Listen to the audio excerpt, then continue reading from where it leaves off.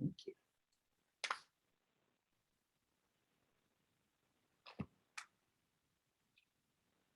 I'm waiting for 1:35, which is 2:35 your time.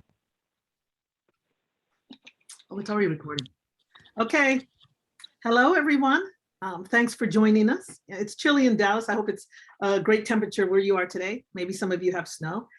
I am going to call this meeting to order at 1:35 Central Time, 2:35 Eastern Time on January 22nd, 2022. Let's get started. Yvette Davila Richards, please call the roll. Good afternoon to everyone. Happy Saturday. Our roll call goes as follows. Cheryl Smith. Here. Rafael Almeida. Danielle McLean. Here. I see you, Rafael. Thank you. Sorry, I was on mute. And I confirm Danielle McLean. Emily Blanc. Here. Thank you. Israel Balderas. Here. Yvette Davila Richards, present. Claire Regan. Here. And Rebecca Aguilar. Here. All right, I give you back Danielle is here too. Yes. And with that, you can I send it back to you, Rebecca. Thank you. Oh, one quick note, everyone. I know we will have some chats going on. Be mindful, be respectful. The president has to go back and forth between leading the meetings along with John. So in case you don't get your questions answers right away, it's because they're trying to focus on everyone in front of us here. And just be respectful, and let's have a great meeting. Thank you. And on that note, just a reminder that those chats are now being kept with this video as public record because they are for our members out there. And before we move on to the approval of the minutes, I want to take time to congratulate Yvette Davila Richards on her new job. She is now the Deputy Press Secretary for the new Mayor of New York City. Yvette, we wish you success in your new position. Cheers to you. Thank you so much. Yes, with some water, thinking of wine, but some water. Thank you. I appreciate it. You're welcome. And now the approval of the minutes. I'll entertain a motion to approve the minutes or any amendments. I'd like to make an amendment. And Daniela Ibarra with an amendment. What is it? Yes. On the minutes for the part where it talks about the budget, it counts my vote, but my name is not mentioned in it. So it's everyone but me. Okay. And we will be amending those minutes. In this case, do we have to have a vote for the approval of the amendment? I guess they would call this a point of order. We really should be making the motion first before we start making changes to what the minutes are. Thank you. All right. So I'll entertain a motion to approve the minutes, and then we go to the amending part, Rafael? So moved. Okay. And who wants to second that? I second. All right. And okay, so. Is that you, Israel, who seconded it? I did. Okay. Sounded like it. So now, we can't say all in favor, say aye, because we still have an amendment, correct? I'm sure that no one objects to the change that was already suggested. All right. All in favor. I don't have anything further. All right. All in favor, say aye. Aye. Aye. Thank you. Any oppositions or abstentions? All right. Seeing none, the motion carries unanimously. The minutes are approved with the amendment. All right. So we're going to go into the president's report before we go into public comments. First of all, I and the board are very proud of our members. We talk about hashtag SPJ strong, hashtag SPJ chapter strong. The communities, chapters, committees, you've been accomplishing a lot for our members since our last board meeting. The nominations committee is set, and Chair Ashanti Blaze Hopkins, who's here with us today, will be meeting with her team to make sure we're on top of the timeline to find the best candidates for the next election. We'll keep you posted. And yes, the roster of the names will soon be posted. We have lots of local chapter leaders who are on the committee. The freelance community had its first open house. And please, people who's not talking, could you mute yourselves, please? I would appreciate it. Thank you. The freelance community had its first open house this past Wednesday. It was a big success. In the middle of the day, it was a great way to hear new voices and meet new journalists interested in the freelance world. So thank you, freelance community. The membership committee, it continues with the college outreach initiative. Don't forget, you guys, as members, reach out to your alma mater, volunteer to talk to a journalism class, and don't forget to talk about SPJ to get those students involved, because we need that new generation of storytellers to come to SPJ. So if you get into a class, please contact Adam Sennett, the chair, and let him know, because he's keeping a list. The Diversity Inclusion Committee, that's headed by Eleanor Vega, is joining us today, has started the Diversity and Inclusion College Media Initiative.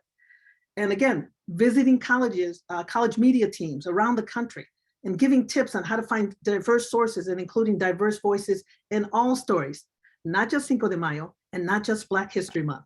And that's a beautiful thing that SPJ is doing.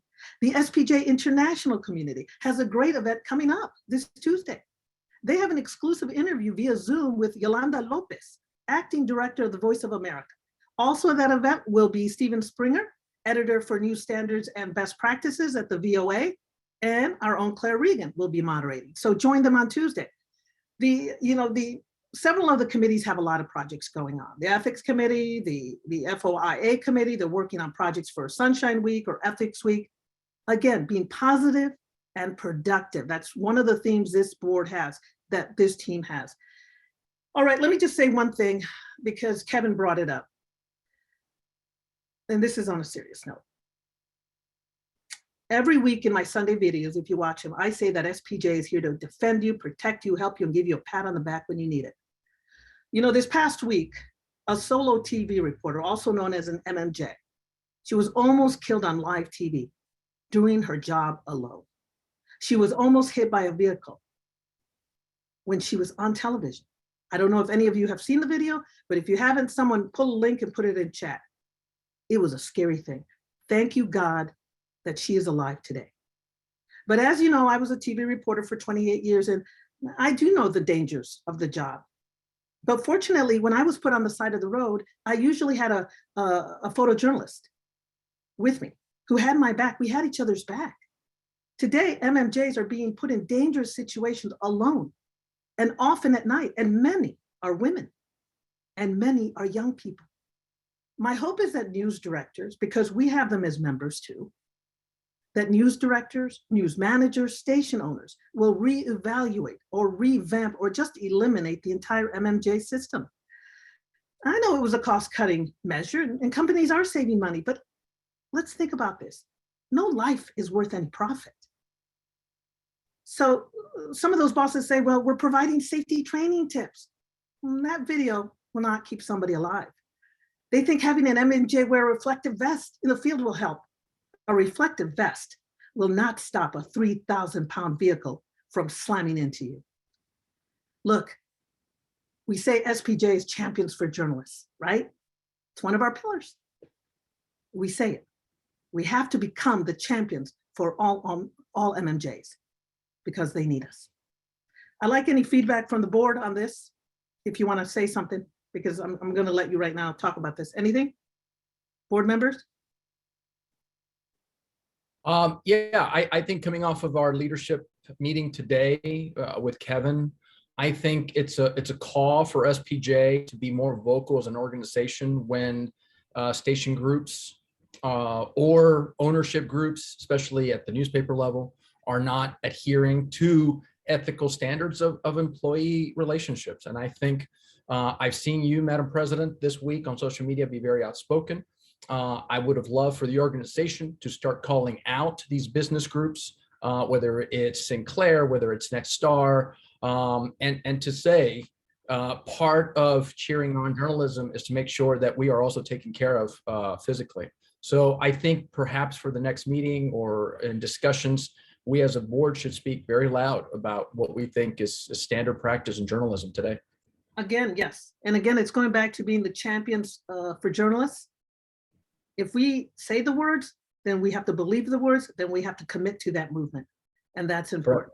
Because some of these companies per quarter, and I was told by another reporter that this company that represented this young woman made $600 million in one quarter.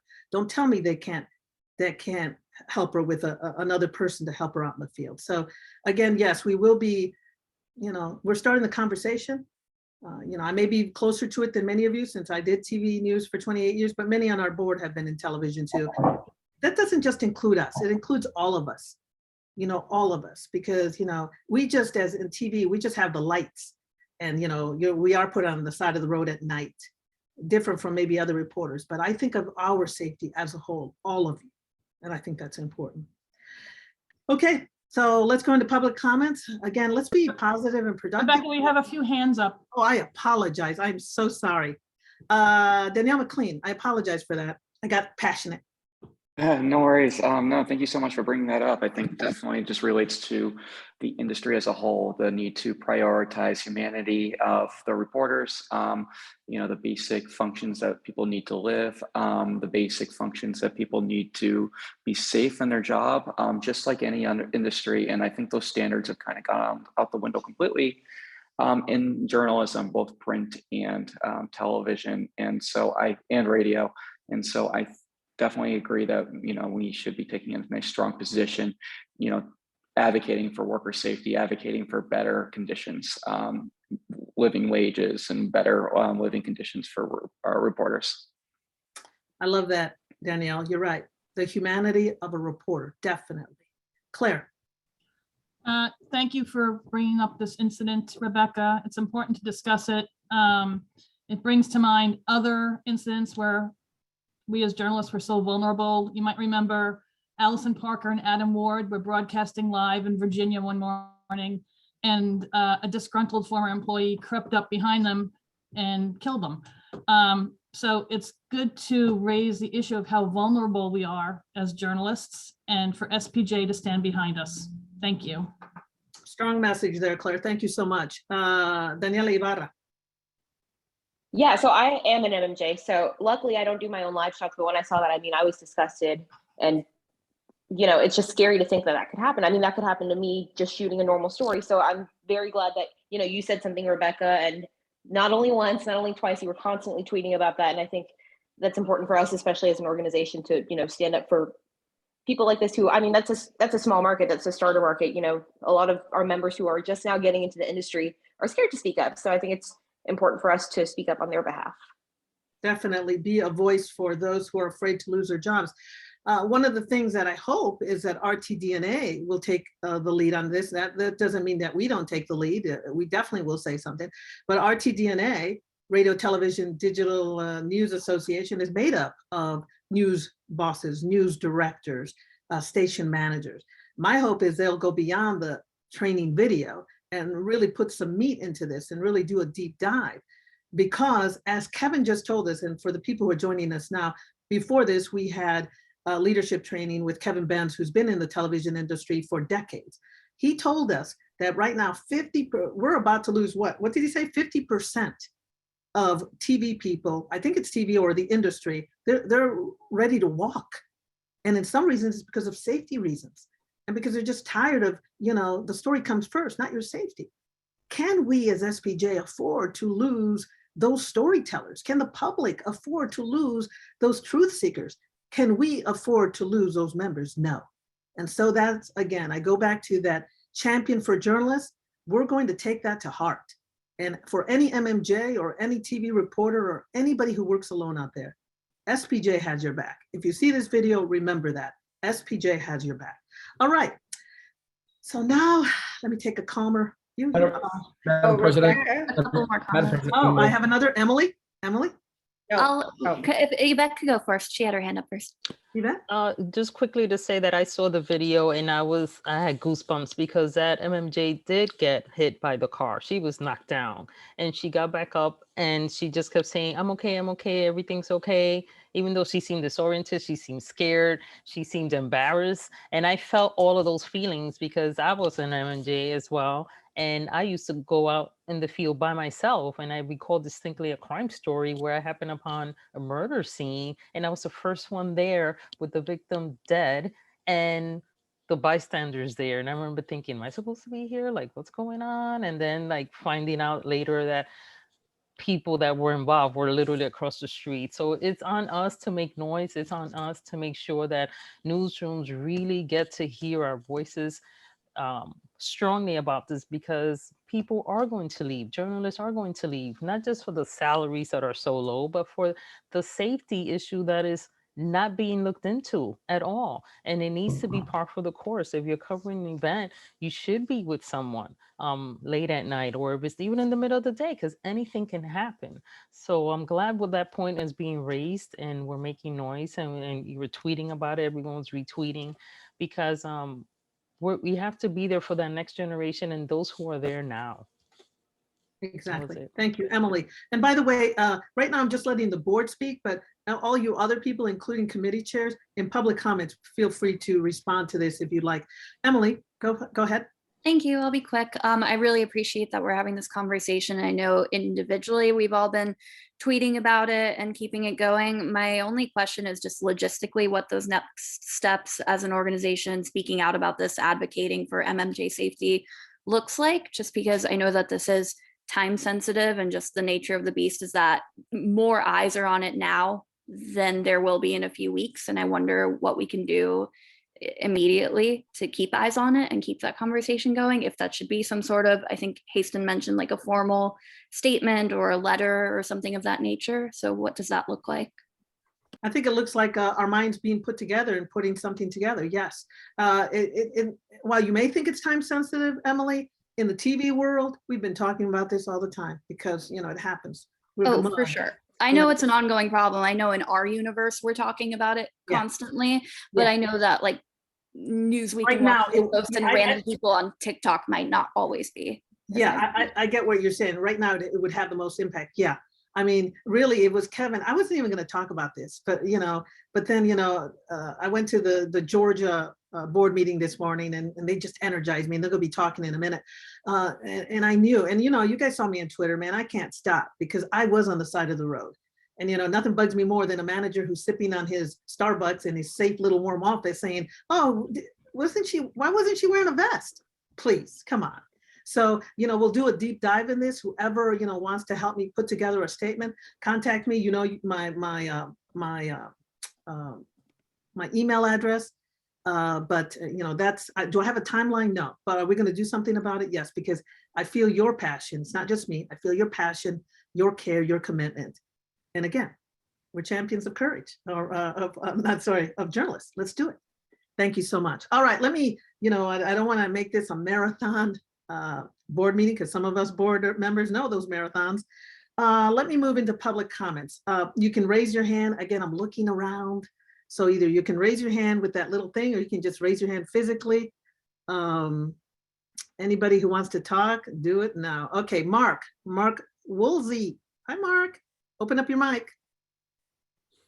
You're muted, my friend. Gotcha. Okay. How do these things work? I wanted to address the MMJ thing just briefly. And Rebecca, you and I had talked about this morning. It would be great if we could get some, you know, even in the next few weeks, some Zoom programming. I say that because, you know, Zoom's relatively easy to set up, and talk about the MMJ issue. Have a couple of MMJs, a couple of news directors, throw in a liability attorney who's an expert on, you know, the consequences of somebody being injured on the job. I think that could make for some uncomfortable conversations, but I think that would be needed. Well, so here's the thing, Mark, because you guys brought it up at your, you know, I didn't want to steal the idea. And the beauty about Zooms today is that, you know, even if the SPJ Georgia chapter has it, we can all go. We have a wonderful marketing person, Jennifer, that gets the word out. And we all go to whether you guys set up the event or we set up the event. But you're right. If we have a lawyer, we have MMJs, we have news directors, you know, people who want to keep it real. I think it's a great idea. But, you know, I would be willing, again, I don't want to Bigfoot you guys' idea because it's a wonderful idea. You laid it all out to me this morning. If you guys want to take the lead on this, you know, we can, of course, help in any way. If you want us to take the lead, then, you know, we can put something together too. Again, keeping this conversation going. So your chapter will have to let me know, and then I can talk to the board and see what we can do. What do you think about that, Mark? yeah, I think that's a great idea. Whoever it was that said strike while the iron is hot, in effect, was correct, because in the wake of this incident in West Virginia, people in the industry are going to be talking about it. But as things change and people move on. It may not be flavor of the week, if you will, in a month or two. So let's get the conversation going at this point. And I cannot speak for Nicole, who's our president, but I'd be willing to try to line up some people and just see what happens. All right, let's do it. Let me move over to Nicole, which, she's the president of the SPJ Georgia group. And again, this is public comment, so let's try to keep it to 2 minutes or less because we don't want to have a marathon, but you got my commitment on this. Nicole, go ahead. Yeah, I just wanted to follow up, I guess, with Mark and everything that the whole SPJ National Board said. This is such an important topic that I have heard about from journalists across the state and even, friends that have fanned out over the years across the country in the last couple of days. And I just, as SPJ Georgia's president, couldn't not say anything and went to Rebecca directly and said, what is SPJ National going to do about this? We want to follow y'all's lead. We want to be as supportive as possible to the national organization and make sure that, our chapter members and just journalists across the state of Georgia know that we have their back. So whatever you guys do, we will follow. And certainly with this idea of programming that Mark had this morning, it is something that we are happy to help lead and find people to join the panel for and put together however we need to do that. Yes. And by the way, what's important here is, I want all of you, especially, the people who definitely are not TV people, let's have compassion for them. This is a conversation we have to have now, not somewhere else, not take it off somewhere else. This matters because guess what? Television journalists are part of SPJ. It's no longer a print organization. We are all multi-platform. Professors are teaching this, whether they're in print or TV or not. The conversation starts here because we're the leaders. I just want to put that out there. All right, anybody else? Raise your hands, because if I don't see your hands, Yvette, if you see someone with a hand up, let me know. And a lot of people have beautiful pictures. Thank you very much. Anybody else? Really? I'm in shock. Okay, I'm in shock here. No one? Am I missing anyone? Hazel, do you want to share anything about the open house the other day? I thought for sure you would say something about your open house. It was wonderful. It wasn't my open house. It was you know what I community's open house, and I'm not. I'm not the leader. And is Hillary here? I think Hillary had client work to do today. I know but I know it's not your. Let me say something. I know it's not your open house. I know that. I mean, what I'm saying is the freelance community. I was just being positive. I know. It's just, I don't want anybody to think that I'm taking credit for what. I don't think anybody's thinking that. Okay, but I will say thank you for coming, Rebecca, and anybody else who's here who came. I did think it was a great event, and we are following up with people who are not SPJ members, that's kind of the idea, is to tell people, why should you join SPJ? Well, here's one of the reasons. Exactly. And I think that the lead that you can take from the freelance community to all you people who are on leading chapters here or committees, have an open house. They just said, hey, come on over, learn everything about us. Have an open house for your chapter, have an open house for your committee, come and join us. Because I was pleasantly surprised that, I think they had like 28, 25 people in the middle of the day. Yeah. And that's great. That's really good. And a nice job to your team over there, Hazel. All right, anybody else? Are you sure? Okay, Rebecca, it's Eleanor. Yeah, Eleanor, go ahead. Hi, just something came to mind about the MMJs. When I was a manager in Los Angeles, up until about a year and a half ago, we had to send security guards out with the digital journalists, and on the West Coast in particular, because of the camera rings that were taking cameras from the camera crews and also from the video journalists that were out. So, I mean, I think that the problem is definitely going to get worse, at least out here in the West Coast. It has. As you know, there was a crew that was assaulted and their security guard was killed.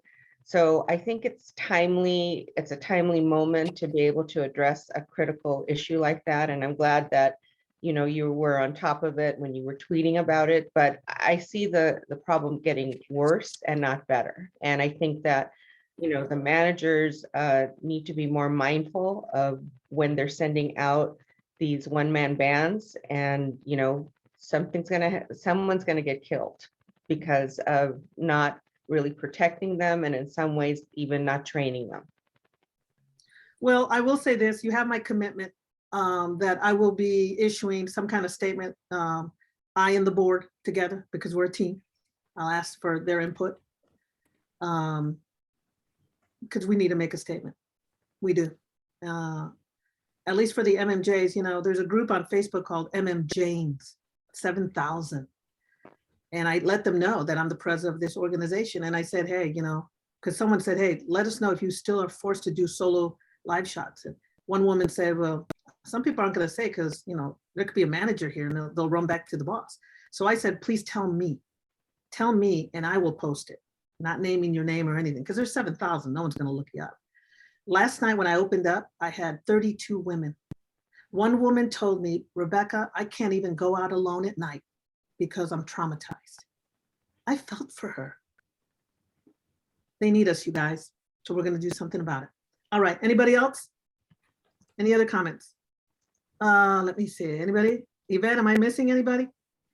No? Nope, I don't see any other raised hands. All right, so we're closing that off. Thank you, everybody who spoke up, and, you know, nice seeing new faces. Gosh, I love it. Yeah.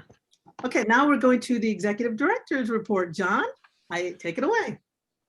Hello, everybody. I'm going to share my screen here and present the report through a PowerPoint presentation today.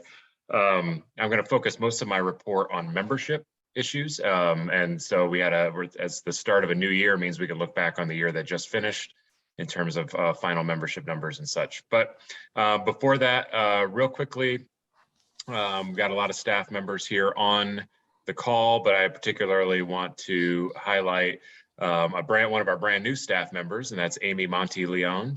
Amy is going to become, or is already, our administrative specialist. So she'll be, later in this presentation, you'll see many of the things she'll be doing on behalf of both, all of SPJ, but membership exclusively too. So, but Amy, if you wouldn't mind unmuting and just giving a quick introduction of yourself so everyone can meet you. Sure. Hi, Amy Monte-Leon.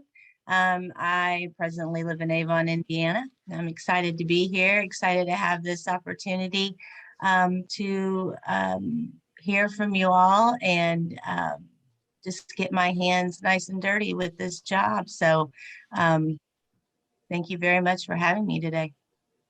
Amy, thanks for joining us, and please reach out to the board if you need anything from us.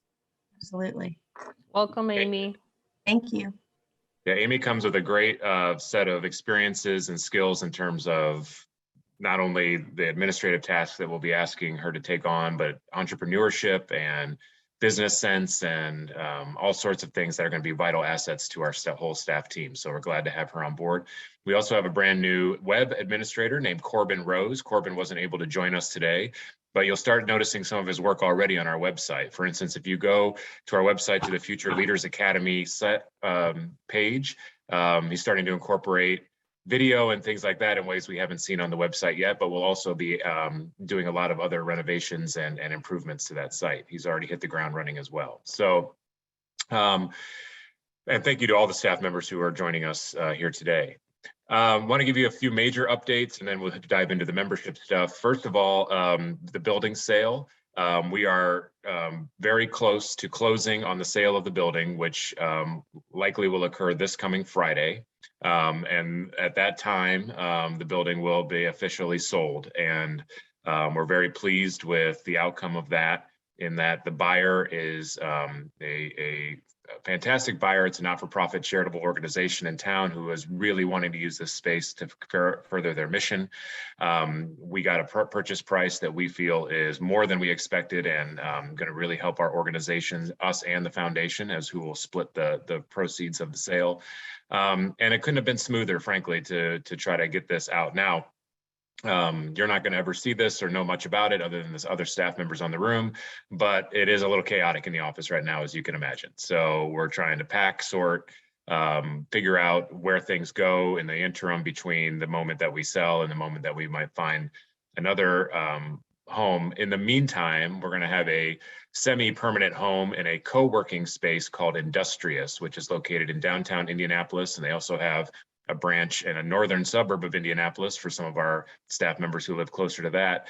They also are nationwide, and they also have some sites off in other parts of the world as well. So it's a good place where we'll have a closed office, not very huge by any means, but enough for us to keep ready to access files, a few desks, some equipment that we can work with.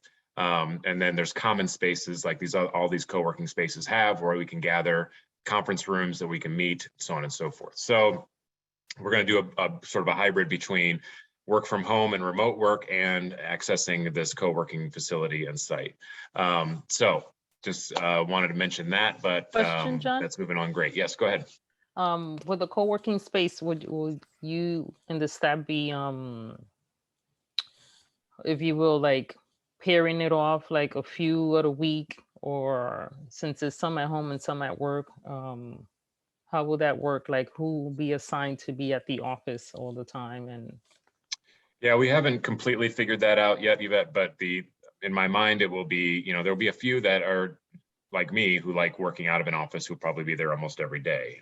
And then there will be a day where we have our staff meeting, and I'll ask the staff that are in town to be there for that particular meeting. And then it can spur some work groups and all that in person afterwards. And then I am going to look at ways that we bring key components of our work into the office at similar times. So our communications efforts, our programming efforts, our financial and accounting teams. So that will be what we'll grow into. So that's yet to become as far as the decision on that. thank you. Good luck Can I with have a that. follow-up as well, Mhm. Madam President? A couple of questions. You said the building sale, the financing was good. What was the final number, including how much we had to pay? That's one question. Number two, you're going to do hybrid work. Have you done a 6-month lease, a year lease? What are we looking at as to when we meet with you in 3 months or in 6 months, and we try to hold you accountable to whether or not you're finding a building? Give us the timeline when you think we can come back to you and say any advancement on what's going on in the home base. I think I'm free to share the numbers. I was cautious about that, but I think I'm free to share that in this public forum. The final purchase price of the building was $1,065,000.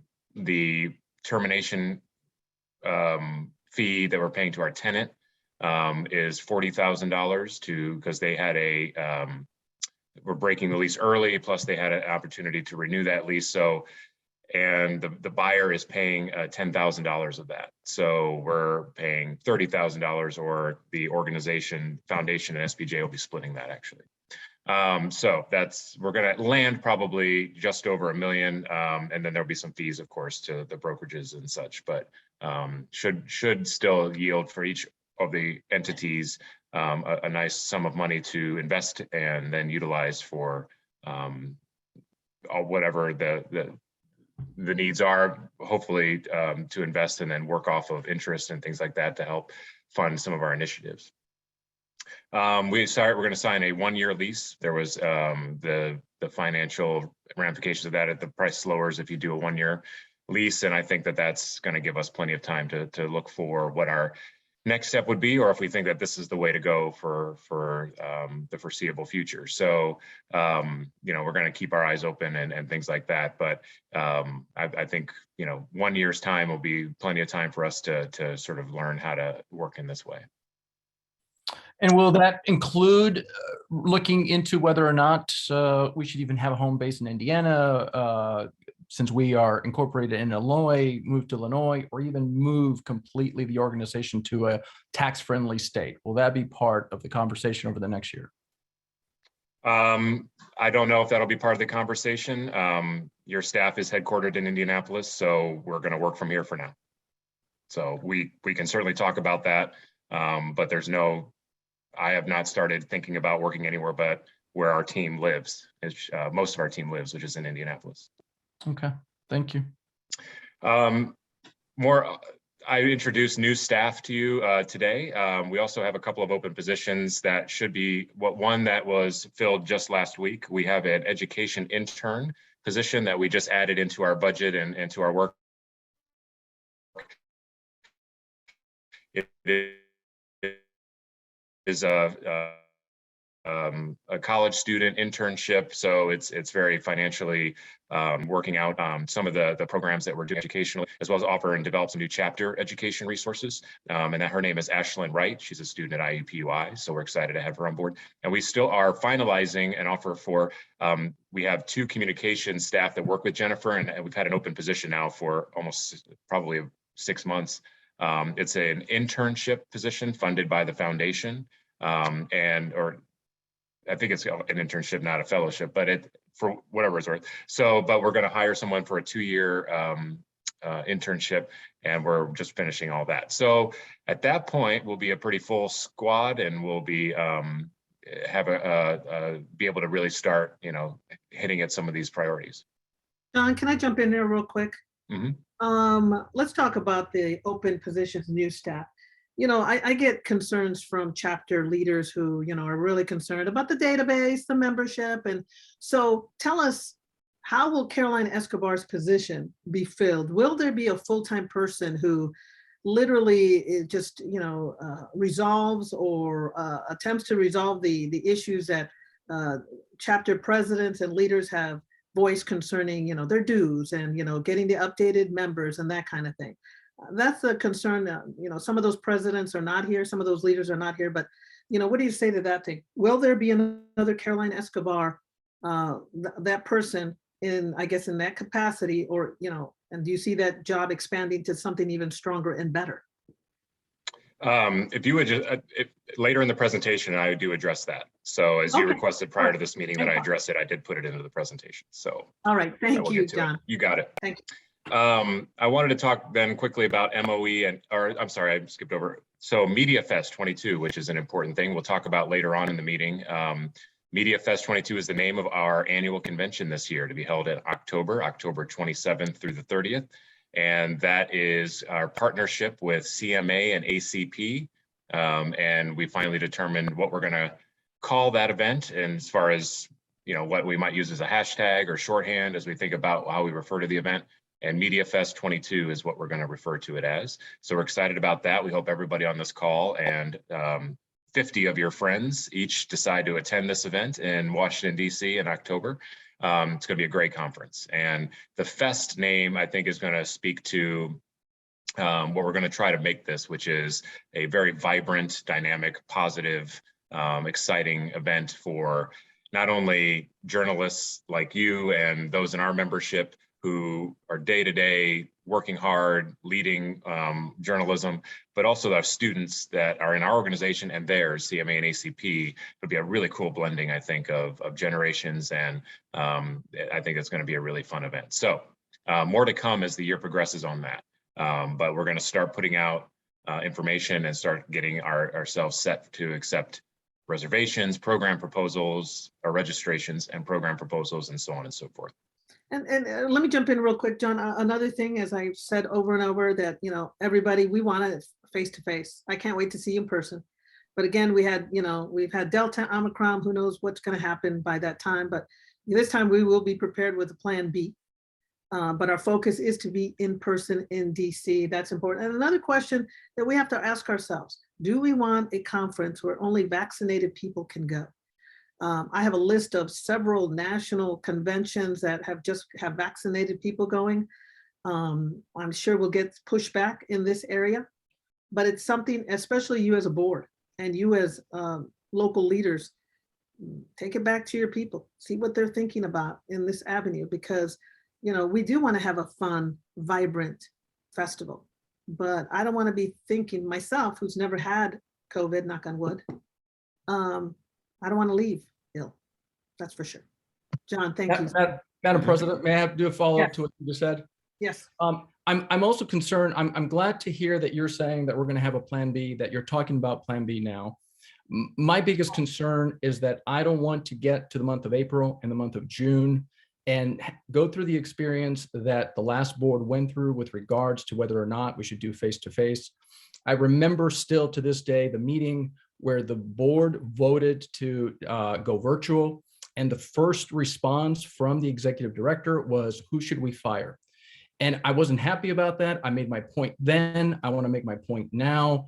I think as we look at the budget today, what I'm hoping is that we anticipate that if we do have to cancel, if we have to go half and half, that we are looking at now ways to fix the budget now so that we don't get into that situation. And then we have the reaction like what you experienced, Madam President, where you were attacked personally, some other members were attacked personally because of such decisions. I hope we're thinking ahead and not having to make tough decisions in the month of May and June. Let me jump in here real quick, Israel. This is a whole different board. This is a whole different attitude. John knows the importance of always having a plan B. Katie has that in mind too. Definitely thinking about where we risk losing less money. The objective here is to meet in person, no doubt. But also the objective is not to lose money. Yes, 150 grand was on the table last year, but this year plan B will, we're experienced in this area. But this is a different board now. A board, I think that, I don't think there will be a division. Please mute your mic, people. A division that there was last year, not a division in like we didn't like each other, but we had opposing thoughts. So I think that John and Katie, I'm trusting that, they know what we as a board, especially me and Yvette and some of you guys who are leftovers from that board, we went through. It was tough. It was tough. But you know what? I think that as we move forward, being positive and productive, I have confidence that John and Katie, Katie's coming back to help us, will find the best avenue we can take to accomplish a great conference. And if we have to switch to plan B, it will be an easy switch. But right now, what I want from the board members is, while yes, we have those leftover feelings from last year, this is a new day. This is a new day. And I think that, again, we are cautious, but we move forward positively and we produce the best we can. John. Looks like there's some questions out there, but I just want to respond to Israel. I never said that I would fire people. There was a question asked on if this would lead to staff layoffs, and I said we need to study the whole budget and its impact. But I never said that. Our board meetings are recorded and available for all to see. But there are some hands, Rebecca, for you to call on. All right, Danielle McLean. Great, thank you, Rebecca. Two quick things. I am very interested in the prospect of doing a vaccine mandate. I would hate to have anybody die because of different variants that are out there as a result of attending to one of our conferences. So I would be in support of that, and I think it is something that we should be strongly considering.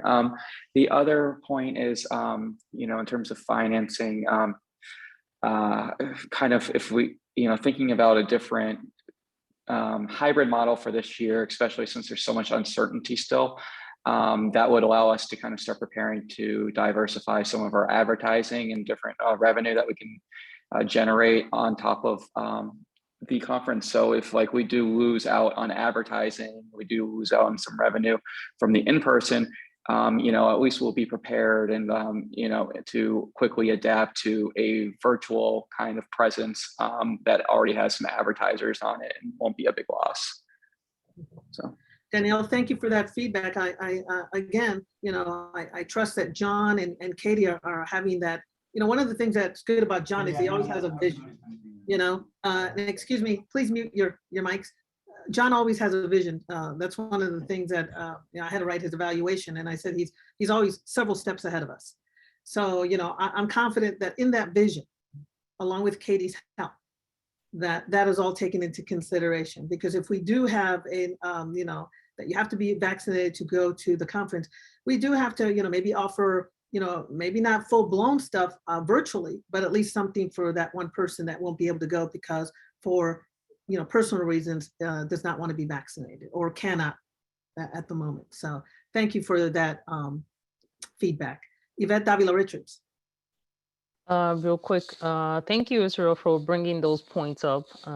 I do recall that time and the board that was very stressful since we were attacked, Rebecca and I and several of the other board members who voted initially for a virtual conference because we were thinking of the safety of our members, everyone involved.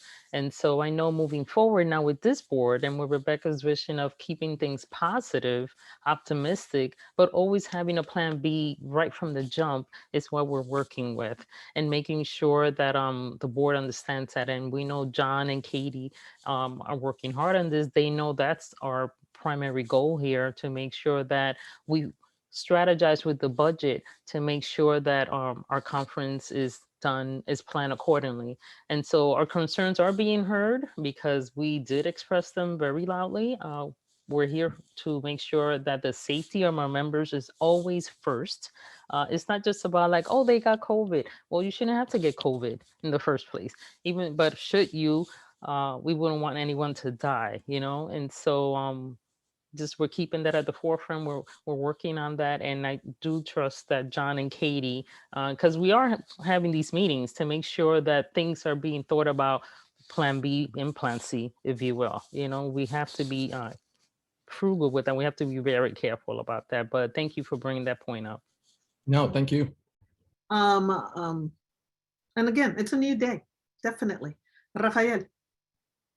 I think what ended up saving the day last year was that the hotel let us out of the contract without a penalty, because that was really, it was the contention was the financial one.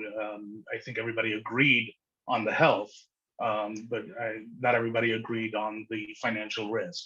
I would like to know if we have comparative numbers for this year that we had last year, because a lot of people may not realize this, but last year, I think if it had come to it, we probably, I think it's safe to say, we would have canceled and taken the hit if the hotel did not cooperate with us. We were fortunate that they did. We were blessed that they did. And we were strategic in how we ended up approaching everything. So it was win-win for everybody in the end. But if we were to pull out in person this year, if we were to say this year at the 11th hour, you know what, well, maybe not 11th hour, but maybe 9th hour, the risk is too great to our members' health. And we're going to do what we did last year. We're going to pull out. And the hotel does not cooperate with us. What would our hit be? What would be the financial risk? Do we have, because now it's not a standalone. We have John, it's really more of a question for John. Yeah. It's a more complicated question because we have other organizations. It's not just us. Right. John, do you have Yeah, any we have numbers on that. I just don't have them available right now. John, but I can find those. Hi, it's Katie. I have the agreement pulled up if you want me to share where we're at. Hi, Go Katie. ahead. I didn't know you were on here. I apologize. Hi, Katie. Hello. Since we're talking about this, I'll take my screen off for now and we can get back to my report. Okay. It's just a apples to apples comparison this year to last year. If we had pulled out on date X, then the penalty would be that. If we had pulled out much later, what are the numbers? What are we talking about? So I don't have last year's old agreement pulled up, so I can't give you that exact comparison. But what I can give you is the time frame for the contract that we have signed for 22 at the Hyatt and where we sit as those kind of days whittle down. So give me just 1 second. Okay. I know last year was something like 150,000. Right. It changed. I think that amount changed every time we had a board meeting. So it grew over time. Yeah. It grew over time. When we started talking about it, it was like 130 or 140. And then it just, the longer we waited to make a decision, the higher it grew. Then it came a point where no matter how long we waited, it was going to stay the same amount. Right. What is that last amount? Yeah, so that is how a standard hotel contract works. The way that we are currently contracted, just so everyone's aware, CMA and ACP were already contracted at the Hyatt in Washington, D.C. prior to us joining up with them. So they have their own independent contract of SPJ. So even if Okay. SPJ were to cancel, CMA and ACP could continue their conference with no penalties, our cancellation would not have any bearance on them other than the fact that we have an independent agreement with them, which John could speak more to, the agreement between us, ACP and CMA agreeing to come into partnership. And we are agreeing to bring some things to the table like educational content, Right. support on general session speakers, et cetera. For the cancellation option, we are in the, let's see, I'm looking through it, the 365 days to the 180 days out from the start of the official event currently. And that is, we would owe 50% of the aggregate contracted guest room revenue, which is $79,577. 179 days to 30 days out would be the next time frame, and we would owe $111,000 and $111,000 and some change. And then 29 days from the start of the event to the event dates, we would owe $127,000. The cancellations are slightly lower than what we saw in New Orleans, and that is because of our partnership with ACP and CMA.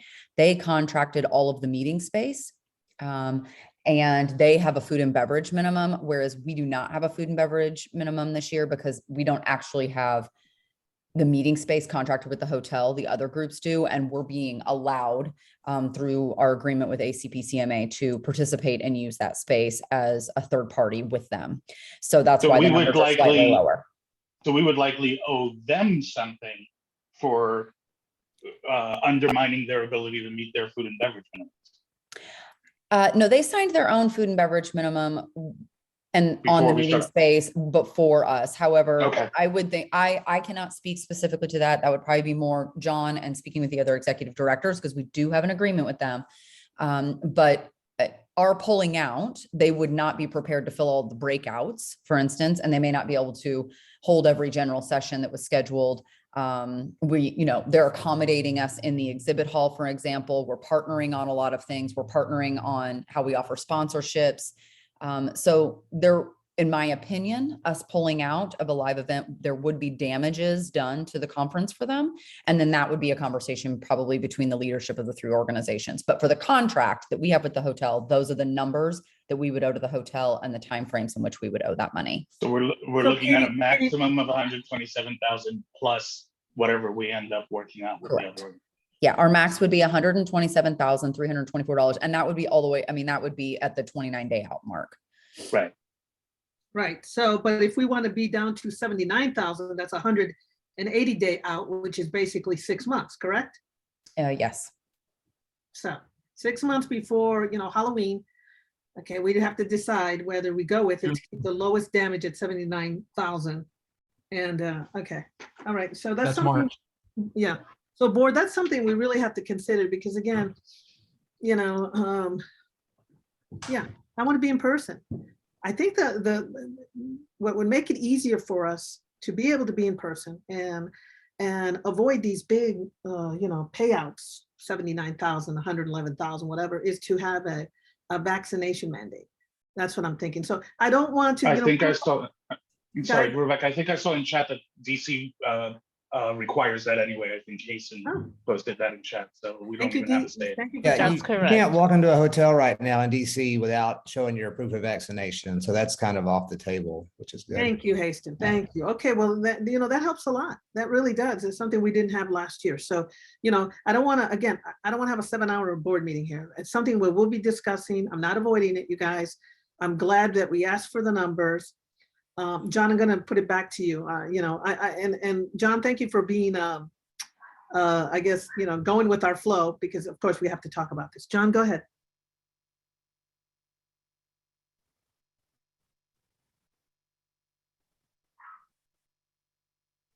There you go. All right. So thank you. And just one last note to say that, yeah, I agree that, we want to keep thinking about these things and all that, but I think we showed last year we can pivot pretty quickly too, just in case that does need to happen. So the last thing is to mention the MOE and SDX awards. So those are out there right now as far as we're accepting submissions for both. And so, continue to do what you can to promote that. And giving you numbers right now won't mean a whole lot because we get probably 80% of our submissions in the day or two before the deadline. Now, the deadline for MOE is Monday, and staff will discuss an extension of that based on how numbers are coming in, but it is Monday, and then SDX is into February. But so anyway, I feel good about it. I don't feel there's any reason for concern about how our numbers are coming in at this stage, but it's always hard to judge. And let me jump in real quick here. I'll tell you, Lou Harry, who's over the awards and the awards and honors committee that's head by Brian Collister and Joanna Hernandez have been doing an amazing job. There is talk we're going to extend the MOE's deadline. Just wanted to put that out there. The beautiful thing about the Sigma Delta Chi awards, another area, make sure you guys, each one of you, get the word out on your social media. Let's, make sure, students, reach out to the students, the professionals, the professors, please. We all have social media. We all have emails. Do your part. SDX, to make it easier on the committee, we found a Spanish language liaison who's going to find all the judges that do Spanish language. For the first time in the history of our organization, we have 7 Spanish language categories. So Sal Morales, who is a freelancer out of Florida, Miami, he will be heading that, finding the Spanish language judges to help Lou and to help join the meeting. To help Lou, to help the committee. So yeah, get the word out, guys. Put it on Twitter right now. You all have your own followers. That's important. All right, John, thank you. Yeah, I'm throwing it back to you. Or you can, Okay, so let's go to talk about membership to kind of give you an overview of that. Just want to remind you of some key things about membership. We are an anniversary membership organization. I don't know if that's a technical term, but as you know, as members, you renew at the point in which you joined. So we don't have like everybody renews at the same time kind of a deal. It's rolling.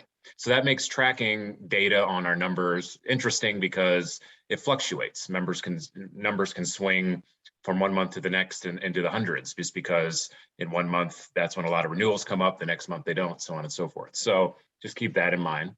And what we've done in the past, unfortunately, is we've tried to compare year-end numbers to basically where we sat in December. And that may not be the most accurate approach because that is just 1 month in time versus how the whole year looked, so on and so forth. So starting this past year, what I started doing was tracking the monthly numbers to arrive at an average within each membership category to say that at the end of this year, we averaged X number of members at a given point in time, and that should be able to give us a more accurate tracking from one year to the next. So it may limit some annual comparisons right now because of how we did it before this past year, but at least it can give us some things going forward to try to take a closer look at where we stand. So as in 2021, if using that as a measure, our membership was 5,872 at any moment in time. Our high point, if you look over to the right, our high point was February. We had 6,211 members that month. And our low point was just the last month we had, December, with 5,717.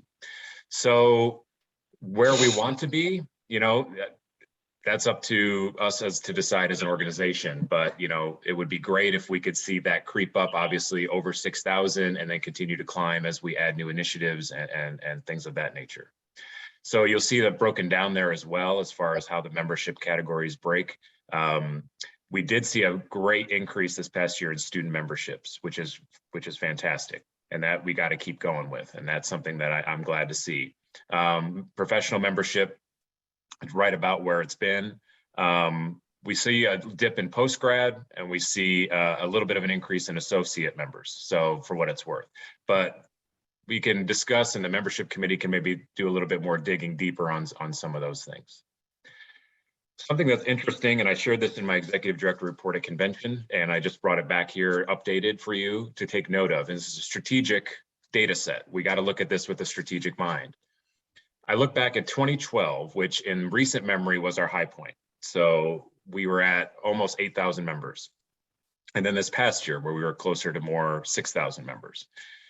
And if you look at the percentage breakdown of how the organization was comprised, you see some very interesting numbers, one of which is In 2012, at our high point, students represented 22% of our membership. Today, they represent 15%, which was a climb from the year prior. We took a major dip in student membership from 2016 and on. And I think that was almost a strategic decision by the organization to be more concerned about pro members and what we we're going to do in the future of this organization. And we sort of neglected that student membership approach. We were at, so the other thing to look at then is in 2012, even though our numbers were higher, you know, the professional membership is more or less more steady. So that's something to keep in mind because it's been the student membership that's really fluctuated. The problem strategically is if we have fewer student members, then you're going to have by nature fewer post-grad members, and you're going to have fewer members who join at a very influential stage in their life, college, and then will eventually carry on into SPJ, even if they leave it for a few years. And young professionals always do leave organizations. They don't sign up in droves like you do later in your life, but they could come back and they could be a part of SPJ in the future. So it's very important we keep a strong student membership program going to see that number continue to grow and climb. So for what it's worth, the other thing is associate members have grown quite a bit over this time, 4%, but that's quite a bit. The only problem with associate members is if you're talking financially, that is a very small financial, I mean, it's not a very large contribution to the bottom line, but it's nice to have those people in the mix for sure. Madam President. You can address me as well. I'm doing that's okay. That's fine. I always address Rebecca first since she's the president. I can lend some expertise data on why from 2012 to 2021 the student numbers have dropped. I can tell you there's been a significant drop in journalism majors at all schools in the last 10 years. I can also tell you where they're going. They're going to Stratcom or they're going to journalism, to sports production or sports journalism. So here's what I would say. We already mentioned this. But two things, we need to really focus on recruiting students. The mentorship program that the president has pushed is vital. The other thing that I would encourage, and this is true, John can make this public, I don't mind. I have sponsored people. I have paid, again, above and beyond the money that I give to SPJ and to the foundation. I myself have said, I'm gonna sponsor one person at $75, right? And I would encourage all members listening and all members present, find a student and say, I will pay for your membership for 1 year so that you can have that mentorship. You can have that family. You can have that feel. Because I can tell you as a journalism professor, I'm concerned professionally that we're losing journalism majors. And we've already discussed why. So we don't have to discuss that. But I would say to all SPJ members, find a student journalist, mentor them, pay for a membership. I'm telling you, it's great investment in this organization. I like that idea, Israel. That's something I'm gonna plug on my Sunday video. I just noted that it's true. I don't know how many students I sponsor, you know, that you know, and some of them, you know, I think they, you know, whether they can afford it or not, I just see their passion, like their drive, you know, like, you know, the woman that just took over Harvard Crimson. Okay. Yeah, I'm sure she can afford it. But I saw not only is she the first Latina in 145 years to be the head of the Harvard Crimson newspaper, but I saw that drive. I saw that leadership. And immediately I said, I'd like to sponsor you. She didn't even ask, you know, and I'm sure she can afford it, or maybe she could, I don't know. But you know what? I wanted her in here. And the only way to pull her in right away is to sponsor. But of course, there's other students that, you know, they can't make it and they're working 3 jobs. You know, for us, if you can, even one, we're bringing in and moving up that number that John is showing us right now, 15%. Just do it. I agree to that as well, because it makes a person feel really welcoming to hear like, hey, I just sponsor you to become an SPJ student member. I know that they're going to feel like, wow, okay, I'm special. And of course they are, because we want to bring them into the fold. So I know I've done that before, as Rebecca has, when we served on the SPJ board, and now with SPJ, we have done that. And so it serves to be noted how that's a big plus for us if we do that, if we bring more students and if we sponsor 1 or 2 or whatever we can afford, but at least one sets the tone for others to keep moving forward and paying it forward. So good. And real quick, I mean, I love what Emily says. I always encourage pros to give student memberships as a birthday gift. For real, that's good for college students that are interning at their publications. I mean, that is just a great idea. I mean, you know, maybe we should have a list of things on how we pull these people in. Thank you. John? Great. Yeah, I think those are all excellent ideas. Thank you, Israel, for raising that, because the more we can get people in, the more it benefits us long term. It's not just an immediate now thing, but it's a future thing as well. So let me get through a couple of these things quickly. I presented these in September 2021 at the convention, and they haven't been updated yet just because I haven't been able to dig into the details. But for context, we have 54 professional chapters, and those account for, you see that number there of members. And of those, 10 pro chapters account for 50% of that number. So when you think about where our chapters stand today, we're pretty top heavy. So we got 10 mega chapters that are driving a lot of the membership, and then a lot of others that have members but aren't as large and driving membership growth. The average chapter size is 48. Just so you know, we have 126 campus chapters, and that number needs to be updated, of course. But the average campus size, the last time I looked at this, was 6 members. So they tend to be smaller, but that's fine. I mean, they can be, but we would love to see those grow, of course, at the chapter level. Just so you know, too, in September, and I'll look to update this, my guess is, if anything, it stays the same, if not a little bit higher. But just keep in mind that 43% of SPJ members are not affiliated with a chapter. So we have a large number of members who just joined the organization, but absent a chapter experience. And John, real quick, I think that can really change, especially now that we do a lot of things over Zoom. I think that we, you know, again, if you live in Abilene, but the SPJ Fort Worth chapter is the nearest thing. There's no, I mean, I know the SPJ Fort Worth ain't gonna say, well, you're in Abilene, we can't. The beauty now is you can join the chapter virtually, whether you're on the other side of Texas, you know what I mean? So that's good numbers to know, John. Oh, apologize for my dogs, by the way, in the background. Membership is stable relative to the last few years, trending slightly up. So just a small uptick from last year when you look at but like I said, apples to apples comparisons are a little bit more challenging given the new way we're sort of looking at these numbers. But safe to say, we're definitely at least an even state, if not a little bit more. We are relying more on associate and retired members than in the past to make those numbers work. So again, student numbers are getting back to that, but for what it's worth, we got to keep that in mind. And our chapters are a driver of membership. They always have been, but we are a little top heavy. So, you know, those 10 chapters are doing a lot of heavy lifting as far as our membership is concerned. I'd like to see some of those that continue to what we can learn from that and give to the other chapters as well. So what are some headwinds on our membership? Obviously, COVID has limited our pro chapters from doing some of the things that they always do, or they had to adapt.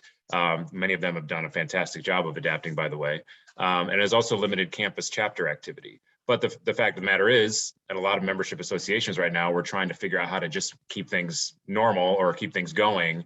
And we're not having an eye towards recruiting new members as much as when you were meeting in person and doing in-person activities and such. So that has had an impact. We talked about the journalism profession continues to shrink as far as Israel mentioned, even campus and those and enrolling in journalism majors. Again, we talked about the major decline in student membership in this organization. It's starting to show as far as our numbers in post-grad and beyond. Fewer newsrooms, so a lot more independent journalists and things like that. So when you had a newsroom setting, the guy next to you or the woman next to you was a member of SPJ, they tried to get you in, or your manager tried to say you need to join a membership association. So we don't have that much of a push anymore. And the lack of in-person events. We talked about a plan B for convention. I think, you know, of course we want to be safe, but the fact we haven't been able as membership associations in our DNA is to get together and network. And the fact we haven't been able to do that for 2 years is surely going to have an impact. And it's going to have an impact on our chapter level, and it's going to have an impact on the national level. Because at some point, what makes our organization strong and invigorating is the community we build with each other. So that's something that we have to keep in mind. But what are our opportunities? We're going to give increased support for chapters, training. We want to identify people in the chapters to lead membership efforts and give them the tools they need. Add more chapters, add more communities. Communities are something that can really help us grow membership, I believe. As we talk about people when they see why join SPJ, if they can see that there's a community that answers a particular interest of theirs or the work that they do, then it may more likely they say yes to that. New member onboarding process. We're going to build that out this year as one of our annual goals, strategic goals.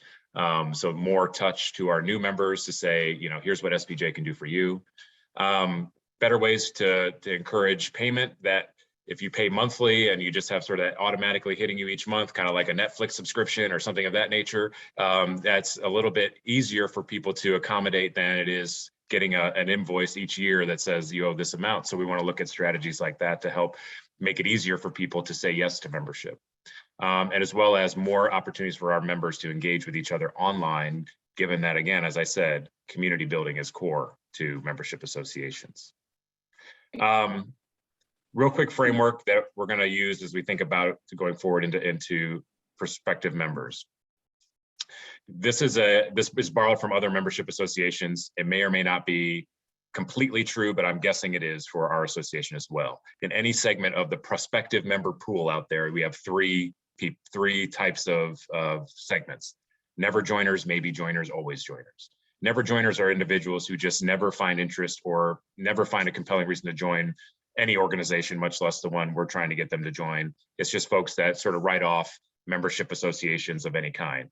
Probably about 20% or so, maybe less than that, but there's just people that you're just not going to probably win over. Maybe joiners are the largest segment. These are folks that just need to be pushed, invited, swayed a little bit to come to say yes, but they're not naturally inclined to do that. And then always joiners are those who, probably like a lot of us on the call, like me for certain, I love associations and joining organizations. So I look to do that in my life. And so if I join a new profession, I'm going to look for the associations that are in that profession and join up. And so that again is another 20% or so. As you think about this framework, the largest pool of folks is the maybe joiners, and they're the ones that often require the hardest work to get to come over to you. If we only focus our efforts to the always joiners, we're always only going to get those kinds of individuals. And those they're probably going to come to us anyway. So we do have to put efforts on getting those folks who are on the fence or who just don't quite understand us to understand us and get excited about it. And why do people join? They get personally invited. That's the bottom line. Almost every person joins an association because they know somebody in it and they are personally invited to join, or they are encouraged by that person. So they see tangible and visible benefits. They might have active campus community or a chapter or community programming that meets their needs. They want to enhance their reputation. That's why we need to protect the reputation of SPJ. It's something that people want to be associated with. Education and training, networking events, and they want to be in the know. They want to be in the insider group of people who know what the future of journalism's got going for it, and I want to be a part of that. But that first point can't be emphasized enough, which is why our chapters and communities are key. And it's why when you invite somebody personally to join SPJ, that's what's going to change the course of our organization as far as numbers are concerned. The things that we don't want to overemphasize, these are important, but we don't want to overemphasize marketing and ad campaigns. We could buy 100 billboards and it's not going to have the same impact as everybody on this call inviting one person to join SPJ, in my opinion. And that bears out with most membership associations because people join as a personal contact. Dues discounts. We've tried it before. What that usually hits are the always joiners. You just give them a little bit less to pay. And so that's something we ought to think about. And then mass communications like mass emails or marketing efforts like that don't often, they can help as far as set the table a little bit. But again, it's about that personal interaction and touch. So as we think about where we're going with membership, these are things that are going to be in the back of our mind and thinking about tools and strategies we can build to emphasize this. So who is your membership staff team? To Rebecca's question earlier. Currently, this is how I see our membership staff team lining up. Me as the executive director of this association, obviously I have to have a key involvement in membership, providing overall leadership, but I also am taking on elections and delegate work so that I can help us in that realm. Our new administrative specialist, Amy Monti-Leon, has already gotten a lot of great knowledge about our member database and seems to be very adept at working with that. So she's going to, for now and likely for the long term, she's going to work with membership data. She's going to be responsive to chapters' needs for data. She's going to work through the member renewal process, the billing, and all the reports that we generate. So Caroline Escobar's work, to mention that name before, a prior staff member, dealt a lot day to day with this kind of stuff. And so Amy will be that go-to person for chapters and in regards to those kinds of needs, which are usually why chapters reach out to us for needs like their data and things of that nature, as well as if there's something they want to see improved or changed in the onboarding process. Amy will be working on that. And John, real quick, just to clarify, her title will not be what Caroline has. Her title is a different title. Right. Yeah. At this point, it's administrative specialist is her title. Right. So is that kind of like, are you blending the Linda Hall and the Caroline? Is that what you're saying? Yeah. Yep. So in some ways, those two things are blended. So, and a big reason for that is that Linda, a big part of Linda's job was the office, and we're about to be absent one in a week. So that there's capacity in that position. Karen Sneath is our Director of Education. Karen has got a lot of experience with membership associations, so she's going to take a lot of lead in efforts to build chapter and community training and education, as well as working with our regional coordinators on training and education. So she'll be an outreach to those individuals as well as they work on these things. Corbin Rose is our new web administrator. And so a lot of our membership interface is on the website and dealing with that in our database. And so he's going to have a hand to play in that as well. But as I think about who's responding to the needs of the organization on a staff level with membership, first I'd say it's all of us on staff, but these are the 4 core at this point that are working on it. Now, the goal is to work within this model for a time and then to see what gaps exist and see what position might be needed to fill that. So instead of filling a membership coordinator position now, noting that we have folks on the team that can handle some of these things currently, we're gonna take a patient look at it to see what we can, is there a need out there yet that we can address with a staff position to kind of help us be smart about how we organize our staffing efforts. John, I have a question for that. Yeah, there's a couple, go ahead. Okay, no, please, their hands raised. I should do it that way. Let them, they've had their hands raised before, so. Yeah. I'll wait. Danielle, did you have a question? Yeah, sure. No, thanks. I think one thing we would like us to explore as well in terms of membership, I think some of our membership has been burdened and kind of hindered by some just minor technical issues on the website. I think it's very difficult to try to find your chapter after signing up for SPJ. Likewise, it's very difficult to figure out how to change your chapter after you move, which journalists tend to do a lot. After you're already signed up for SPJ. So those are a few things to explore. It's very difficult to find out what member benefits people have available to them and how to use them. I think there's and then on the chapter leader side, I think a lot of the chapter leaders are spending a lot of time doing a lot of administrative work that could be made easier if we had perhaps a CMS system or some kind of easier system that allows them to file the financial reports and track their data and numbers and their membership, online through kind of like a central website or like a organized data spreadsheet that SPJ provides for them. So those are some things I think we should be exploring, and would love and encourage the leadership over at SPJ to take a look at those. Thank you, Danielle. And we are addressing some of those Impexium database issues as far as finding chapters and things like that. Amy has already been digging in hard on that and found some good solutions to that, as well as Corbin and how we can utilize our website to help people find that information much more easily. So I appreciate that concern, and we're trying to address it as quickly as possible. Great, Rebecca, thank you so much. I'll turn it back to you to facilitate here because I know we're over time quite a bit. I see there's a few hands still there, but that's officially my report. So. All right, thank you for that report. I will take briefly, you guys. I mean, just give me a minute of what you want to say or so. Yvette, do you want to say something? Yeah, real quick. So Amy will be the person that members could contact directly, either via email or a phone call, to let them know about problems they're having with the database or their chapters not being able to be up to date. Correct. In terms of the logs and stuff. Okay. She has some of Caroline's responsibilities. Hazel. Yeah, I just wanted to mention that the communities also, at least the freelance community, also needs membership update once a month.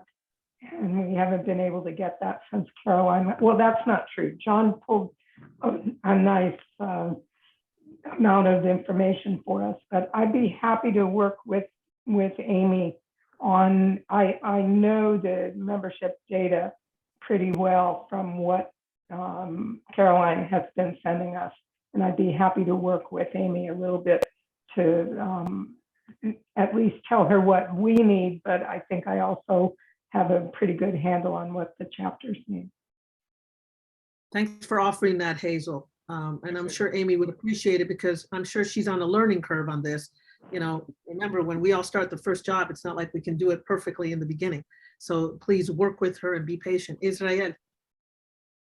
Yes, Madam President, when I've talked to members of other chapters, chapter presidents, what I hear either prior to Caroline leaving and even now, they would complain that they wouldn't get help from headquarters on things like, for example, promotion of their events or helping them with graphics so that they can then put them out on social media, or that things wouldn't be posted on their website. And I'm concerned that if SPJ is now minus one employee who, again, there was complaints before, that somehow chapters won't get addressed, not the membership issues, but again, chapter SPJ strong kind of idea, right? That we want to promote what chapters are doing, what communities are doing. And I'm concerned that when I looked at all those bullet points, I didn't see how are we going to help chapters with PR for their events on Zoom or something like that. And I'm concerned about that. Okay, and you have a good concern on that. Let me address that real quick. One of the things, I have an excellent working relationship with Jennifer Royer, who is our marketing communications director, correct? And I say to chapters and all you leaders, committee chairs, communities, of course, let Jennifer know. If anybody wants something for leads for that newsletter, she wants it. On the other hand, too, you know, let's not put everything on staff. You know, for example, the Diversity and Inclusion Committee. You know, right now we're in the process of making these social media cards to, you know, have the, you know, profile many of our Black leaders, SPJ members for diversity, for Black History Month. You know, we didn't go to the staff and go, hey, can you guys put these together? We're all journalists, we're all communicators. You know that our logos that we can use, that we have permission to use, they're on the website. So what I say is, let's not put everything on the staff. I understand. When you guys have something going on, tell Jennifer. You can also tell me, because I will mention it on my video. It's a team, and I understand your concerns, Israel, because, you know, I've been there. But again, a new day here. Jennifer does the best she can. But again, chapters, you know how to use canva.com? That's where I do all my graphics for free, by the way. You know, go over there, make them your own. You know, if you want some guidance. And the thing is, we learn from each other. You know, and again, we all have our own social media. You know, anytime, one of the things that's great about Jennifer and Zoe, by the way, the other team person there, is that when they see something they want, let's say the freelance community is doing their open house. If you put it on Twitter, they're going to retweet it to their 80,000, I don't know, 83,000 people on Twitter. So again, that's how we help along. But I understand your concerns, but I also see that this is a staff that is in transition, that sometimes I think in the past was supposed to, here, hello, you need to do this. And it was like, okay, I have to move fast. You know, yes, they're here to help us, but they're not our slaves, okay? Definitely. And so what I say is, you know, within your chapters, within your grasp of getting the word out, get it out. Because I know that Jennifer and her team does the best they can. Is anybody perfect? Of course not. Of course not.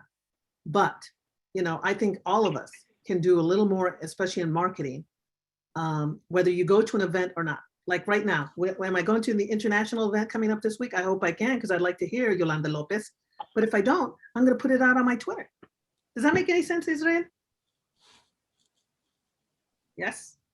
Yes, it does make sense. And again, you know, I'm a huge supporter of SPJ Strong and Chapter Strong. So I think you've done a lot of great job promoting other people. I want to make sure that HQ understands that minus one employee. I appreciate that the executive director is taking on some responsibilities, but you know, we have to address the needs, not all the needs, but some of the needs of our chapters. They need to feel the love. And I agree with a little bit of what of that sort of thinking, right? We gotta take care of our customers, and I think you've done a great job of that, Madam Thank you. President. And I think John has done a good job. Sometimes I worry that, John, I'll be honest, that you are trying to help the world be better and you spread yourself thin.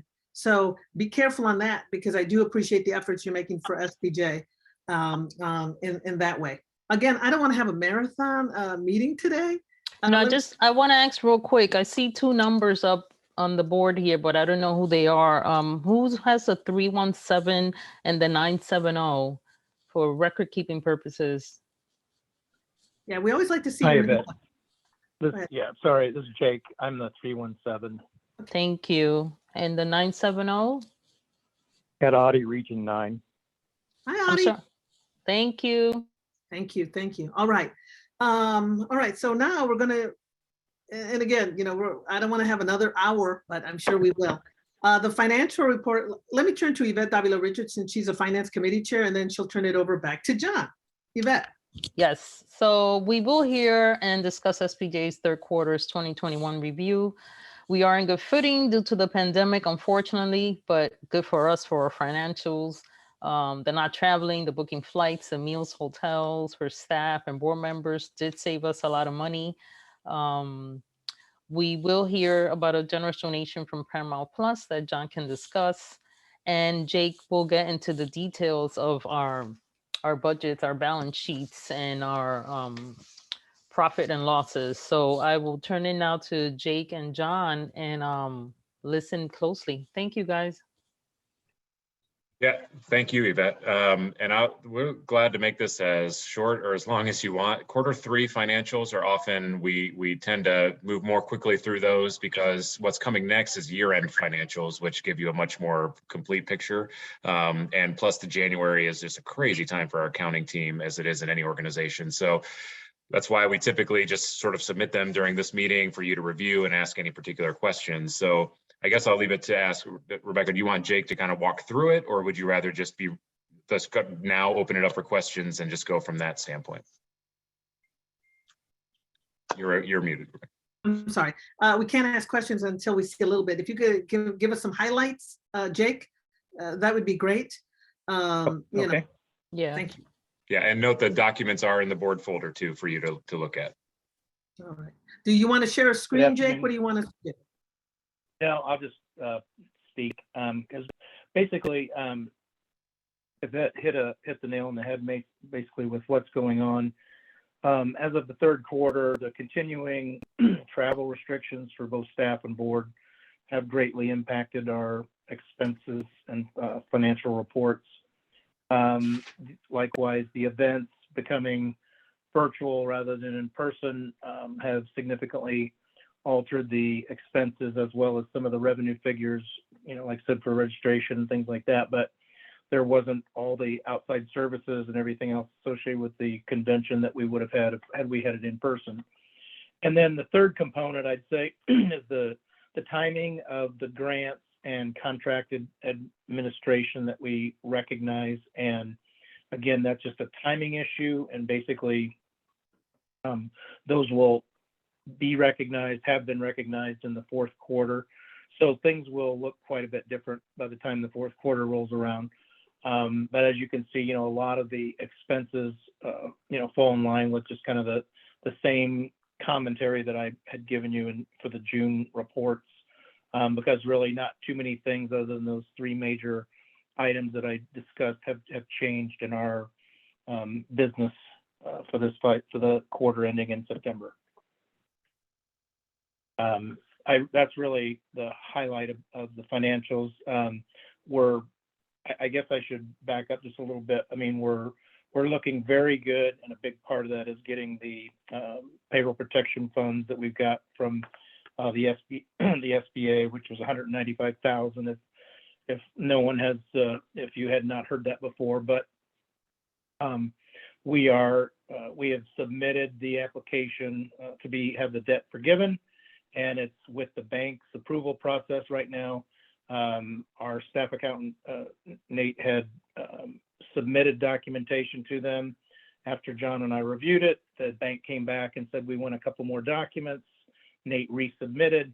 And so right now it's in the hands of the bank. Once they do their approval process, then they send it on to the SBA. And so I should have a report for you that the amount has been forgiven at the next time we speak.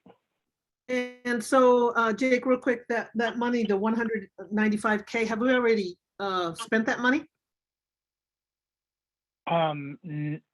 Well, yes and no. I mean, basically the money was used for the purpose that the government loaned it out to people, or actually have given it out to people, is to cover salaries, utilities, and things like that for an organization that's applied for the loan assistance. So the money was utilized for that, and in turn, we did not have to spend that money out of our awards money, out of our membership money, out of the convention money. And so we were able to not spend those funds as we would have. And so it helps build up our reserve, which I know we talked about last year and with the convention cancellation quite a bit. But basically, it has been a significant boon to our reserves that we much needed. Okay, perfect, perfect. John, anything else? Not unless there's questions. Any questions, board? Yes, Yes, Madam Andrew. President, I do. And I'll try to not go all afternoon, I promise. Please. I am on the record as saying that I was concerned about the budget that was presented at the last meeting. And I'm looking at the expenses. This is only third quarter. This is not fourth quarter. And so therefore, I'm anticipating that as we move forward to 2022, and inflation was a concern at the last meeting, definitely inflation is a concern for mine. And then I thought we had a very high expectation of how many people were going to apply for MOE awards, how many people were going to apply to registration. I see here that the numbers for registration came in at, it's quite an unbelievable number, to be honest with you. It's in six figures. So what I was expecting, Madam President, is that part of this presentation would be, and by the way, we're starting to see if we need to rethink our budget for 2022. Because if, for example, if salaries and benefits was under budget by $35,000, when we had a huge amount of money influx from the government, but for that, we'd be looking at some negative numbers across the right column. So I'd love to know from the money people, what are we doing to anticipate in our budget, Plan B and Plan C? Because this is not a happy-go-lucky budget that I see. Jake, would you like to address that? Yeah, I guess I could try because I'm not totally sure I understand exactly what you're saying, but the budget that we put together for 2022 was based upon a lot of historical figures as far as membership is concerned, as far as the awards concerned. The budget included a full staff positioning as such. And we had also, like I said, put in a budget for the convention as being an in-person event and the building not being sold, because all that was happening kind of at the same time. And so we are actually going to realize a significant cost savings in our monthly operational expenses relating to the building. And so I'm anticipating that that is definitely going to help the bottom line for 2022. And then I will be talking with John and Katie after listening to everyone on the call today, talking about a backup plan and things like that for the convention and being virtual. So there's a lot of activity that is changing and for our budget, and John and I were waiting for everything to settle, and then we were going to determine what we were going to do as far as redoing the budget actually, so that we wouldn't be continually providing, variance analysis saying, well, we don't have utility bills, we don't have this, we don't have that.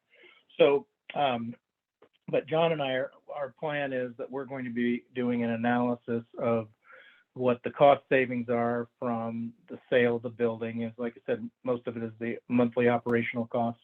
And then what our new costs are going to be coming into having a virtual staff, basically with an office environment like that we've contracted with. So we will be doing an analysis of that. So, follow-up question.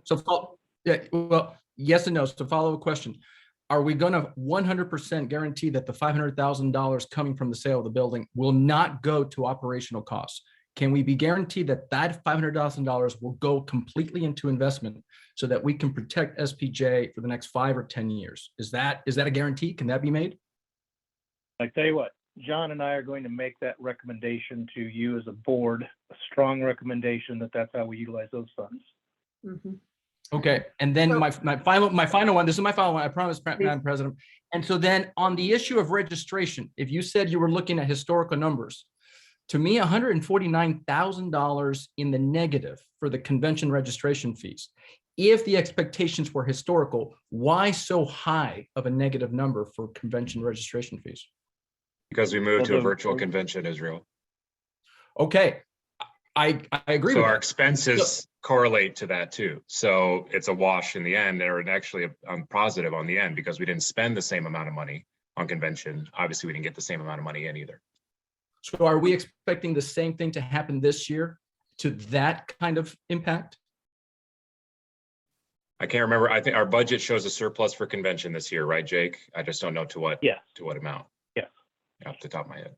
So let me jump in real quick. The bottom line is, Israel, there's a lot of moving parts here, especially when we're dealing with a, whether we're in person or not convention, the sale of the building, the profits from the building, the savings from John moving into a smaller area with most or maybe some of his staff working virtually. There's a lot of moving parts.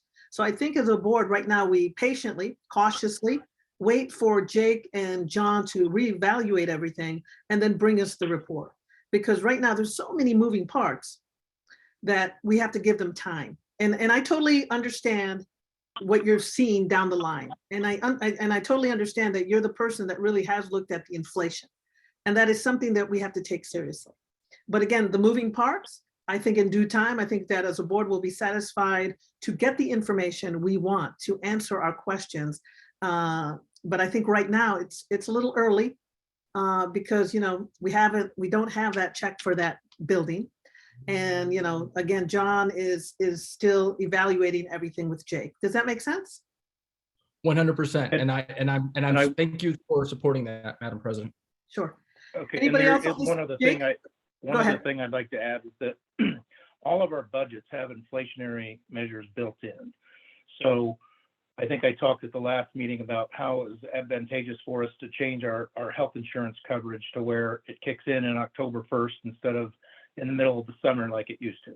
So that helps, with us trying to predict inflation and things like that. But even with that said, we still projected an inflationary increase for our health insurance costs, for our utilities, for our office supplies, for basically everything that is the unknown out there. And then but obviously the biggest component of our financials are the staff salaries and benefits. And again, those can be reasonably predicted because we're on a calendar year basis now. And so John sets everybody's salary and it is effective 1/1/2022. And so we know what that's going to be. So our biggest expenses, we've got a very well-known amount as what that will be. And for all the other items that we do factor in inflation. Okay, but take into account inflation concerns, not just for revenue, but for revenue of our members as well, because newsrooms are going to cut back, journalism programs for awards are going to come back. So it's not just the money that's coming into us, but the money that's going out from outside members. And I think that needs to be part of the equation as well. And I think that Jake, and again, just because I've known him for a few years, he is that kind of person that looks at that vision. Yes, he is the person that keeps our finances in order and makes sure that we get the information. But I think he looks into those aspects because that is his expertise, right? The finance part of us. So Jake, thank you. Israel, thank you for that input. Jake, thank you very much for all your information and thank you for making it understandable to us because I took accounting in college, but I was not good at it. So anyway, thank you so much to you, Jake for, and John. In people terms. Thank All you, I right, let me move appreciate that. on because we're gonna have a marathon meeting. Let's move on. Thank you. Let's move on to John. Keep me on track here. Okay, now let's go. Okay. I think we're going to talk about convention 2023 now. Yeah, the convention. All right, convention 2023. John, take it away. I'm going to thank you all, and I'm going to let Katie Riggs do much of the talking here. Katie is our events specialist and does a fantastic job. And Karen Sneath is also on the call. She also works closely with convention as well. I'll share a screen here and we'll walk through a short presentation and then let you all discuss. I will say, just as an introductory comment, I think it's about what kind of vibe you want. That's all I'll say. So, and I think we've got two different vibes here, but they're both equally would be a successful event. So Katie, I'll bring up the screen as you start. And John, real quick before we get started with Katie, and I'm so glad to see Katie and Karen here. I did send the board videos of Planet Hollywood and the resort because you're right, they're two different vibes. Also a video of Phoenix and a video of the Las Vegas Strip, just to take them there because I thought that was important. So Katie, it's your turn. Thank you, Rebecca. I'll wait for John to pull up the screen. Don't wait. I've lost it on my computer real quick. I'll get it. Just 1 second. All right. So as John mentioned, we went through the request for proposal process for the 2023 conference, and we narrowed it down based on just overall options and what was best for SPJ for financial package, experience, etc. Our final two options that we went out and did a site visit, Karen and I did that the first week of January, were Planet Hollywood in Las Vegas, which is a Caesars Entertainment property. And then we also visited the Arizona Grand, which is an independent property located in Tempe, near Phoenix and near the airport.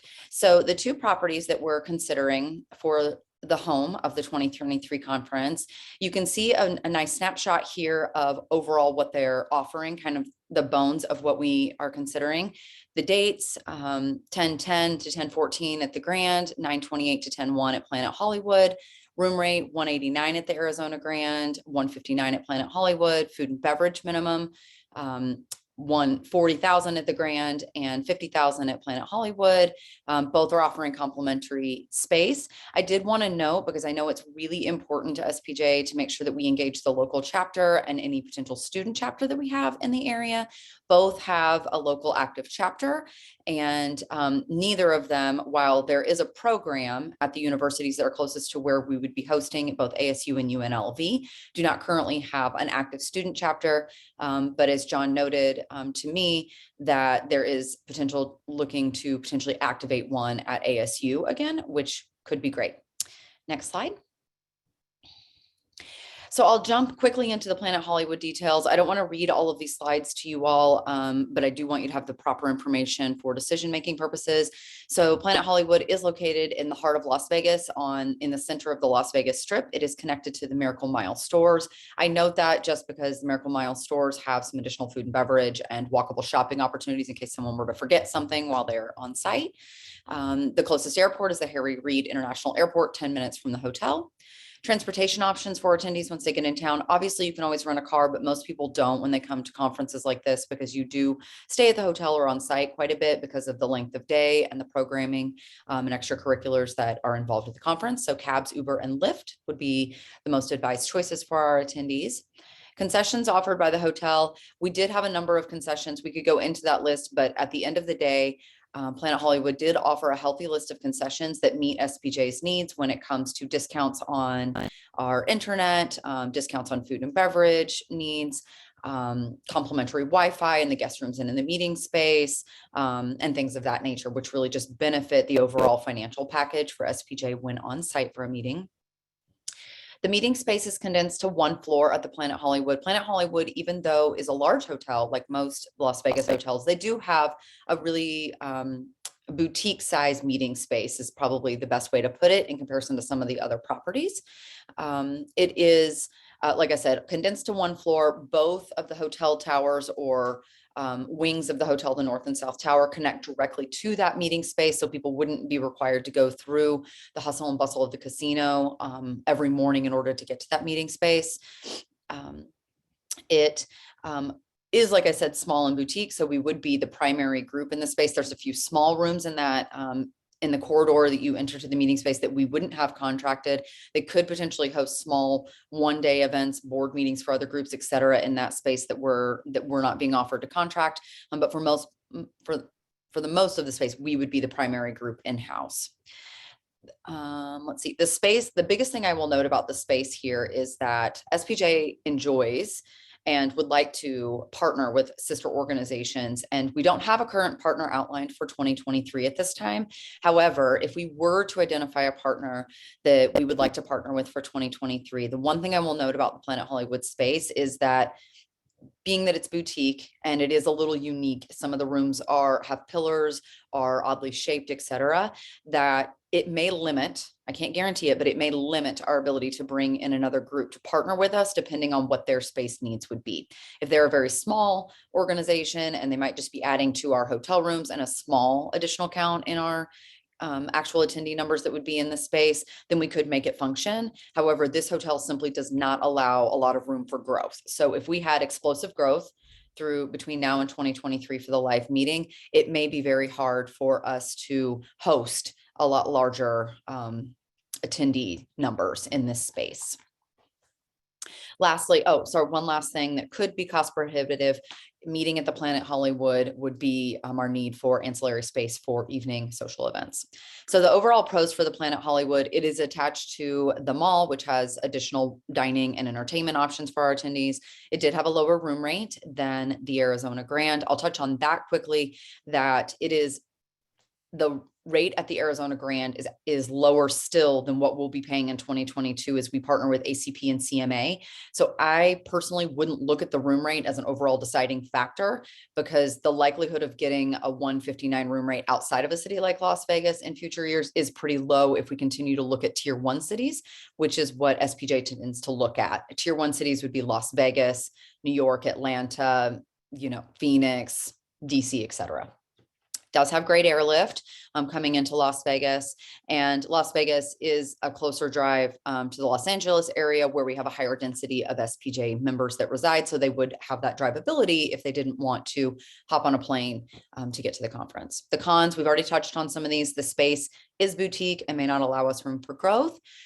Social function evening options, there's not a lot of opportunity at the Planet Hollywood, which is where we're contracted for space and contracted for a food and beverage minimum, which is higher than that of Arizona Grand by $10,000. And so without having those options for evening events, we would be taking a lot more of our receptions and evening events to other space, which would have its own contracts, its own rentals, its own food and beverage spend, which could get costly for SPJ. And so that's something that we really need to consider in the overall financial package. And distractions. While Vegas is great, the number one complaint by a lot of associations or groups is that there are a lot of distractions. And while we want to provide entertainment and low cost food and beverage and entertainment options to our attendees while they're on site and for them to have an amazing experience, we primarily want them to attend our functions, be in our education. And in cities like Las Vegas, people can get distracted and sometimes not attend the primary functions of the conference. Next slide. These are just a couple of snapshots of space and pictures and the overall location of Planet Hollywood, where it is housed on the Strip. I know Rebecca already shared videos and of the city and hotels with you, so I don't know that you need to spend a lot of time on this, but the top left-hand corner is the main corridor of the space. One other thing, when we mentioned overall vibe is probably what you'll be making a large decision on here. The space in the Planet Hollywood is very different than what you're looking at the Arizona Grand. There is no natural light. You're on the second floor of the hotel. So to get outside, to get fresh air, to kind of get that sunlight or exposure, you would have to go down a set of escalators through the casino and out the front doors of the hotel. It is a unique space. It's condensed, which is lovely, so people can't get lost, but also is condensed. They did do a lovely hotel room renovation. So I will note that the rooms are fresh and have a new, cleaner, brighter vibe than what they've had historically. They used to be very dark. Next slide. The Arizona Grand, also great location, located just 10 minutes from downtown Tempe, where ASU is located.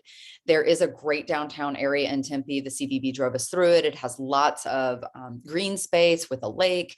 It has great dining and entertainment options, which are, like I said, just 10 minutes from the hotel. And it is also just 10 minutes from the airport, which is the Phoenix Sky Harbor International Airport. Transportation is going to be pretty similar here. You're going to be looking at cabs, Uber or Lyft, or you could rent a car and park it at the hotel in this option. They are adding a trolley system in downtown Tempe, which could be great for our attendees if they want to get from the airport to downtown Tempe or from Tempe over to Phoenix.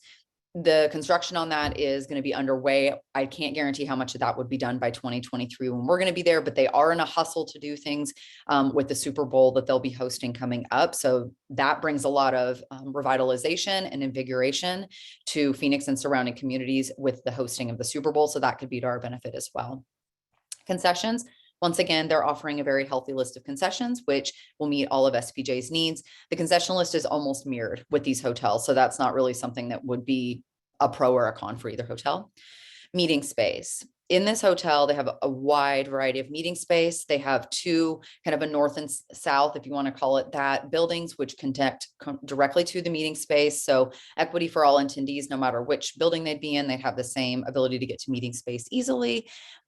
They have renovated their hotel rooms as well. So kind of same level playing field here, fresh renovated hotel rooms. We would be the primary largest group in-house here as well.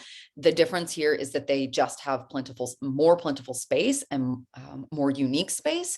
And so it does allow SPJ a greater opportunity to partner with a sister organization and for our attendee numbers to continue growing. Another thing that Karen and I noticed when we cited here is, for instance, all of our breakouts, we usually run 6 concurrent breakout rooms, are exactly the same in size and shape. So creating equity for our breakout presenters to have that level playing field when presenting content for success. I thought that that was something just to note because I know equity is extremely important. And once again, much easier to get outside, experience the outdoors, and it is a slower pace feel. It is a resort with a full pool, water park. It has an attached golf course and a spa. So it is very much more of that sprawling resort feel to it. The pros of this property. It's an independent property, which can be great for SPJ, usually more flexible contracting, as well as a lot of flexibility for on-site branding. They'll let us brand the front doors. They'll let us brand a registration counter right in the lobby to welcome our guests. So that's really great. And you will not find that in a Las Vegas property or in a lot of big box properties, which usually follow suit with the larger brands. They have great on-site options for our social and evening functions. The meeting space allows for growth and partnership. And once again, it provides a resort feel for the attendees if they wanted to, include a vacation on the front or back end. The cons. The obvious is that this is a sprawling resort and that they are not directly attached to a mall or right in the heart of a downtown. And so there is more limited food and beverage options, but there is food and beverage. There's some walkable fast food options like In-N-Out and Starbucks. If you want to just quickly walk and get lunch outside the property, you can do that. There's a Mexican restaurant owned by the hotel that is great that we could do buyouts at, or our attendees could just eat there on their own. There's Rustler's Roost, which the hotel provides complimentary shuttle to just up the hillside from the hotel, which provides sprawling views of the area, which is great. We can also do a large event there if we wanted to. And then there is the 3-meal-a-day restaurant and the lobby bar on site. One thing I will quickly note about this is because I know that food and access to food and beverage, affordable food and beverage is a concern for this group because we don't provide a lot of meals. They are willing to do cash grab and go food sales for us for a breakfast and lunch hour. We would just look to partner with them on that, give them some of our numbers once they come in, and then they would help us estimate what they would need to do for that. There's a great coffee shop that is right in the heart of the meeting space. It's no longer an active coffee shop that we would use for this cash food sales. And then we have lots of outdoor space where we can set up tables for attendees to network and eat and dine together. Slightly higher room rate, but I've already noted that it is still lower than the 2022 room rate that we'll be experiencing in DC. And then just a few pictures of the hotel here. You can see some of the outdoor opportunities up in the left, a kind of expansive picture of part of one of the holes that's on the golf course right on the property. The lobby bar as it sits right now, which might be going under a slight renovation just to open it up a little bit more. And then one of their beautiful ballrooms down on the right-hand corner.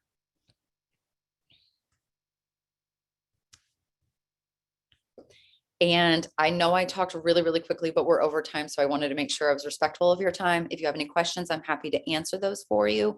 But those are the two properties. As a staff, after we've done evaluation based on the overall financial package, dates, concessions list, and opportunity for growth, partnership, and equity, the staff overall is recommending at this time that if we move forward with the Arizona Grand for a 2023 host for our conference. All right, thank you, Katie, for that presentation. Board, who would like to ask questions, comments before I weigh in? Thank you so much. This is Danielle. Sorry, I had to turn my video off. Apologies. No, I thank you so much for taking in all of the concerns that I had in terms of like weather impact and coming up with a really solid plan. I definitely think the Phoenix is a really great option. And I'm really excited about this. So thank you so much for all your hard work. Thank you. All right, and just a reminder, because I lived in Phoenix for 3 years, at that time, the weather's probably in the mid 80s. It's not scorching hot like in July. It will be beautiful weather. The same thing will be in Las Vegas, by the way, because, I do go to the casinos. Emily, next. Thank you. Thank you, Katie, for that really comprehensive look. It was so easy to understand. I really appreciate it. The only question I have, this might be for John, I'm not totally sure, but this year we're partnering with CMA and ACP. If that goes really well, is there a high likelihood that that would happen again the following year, or what is that looking like? What are the chances of that? That's a good question.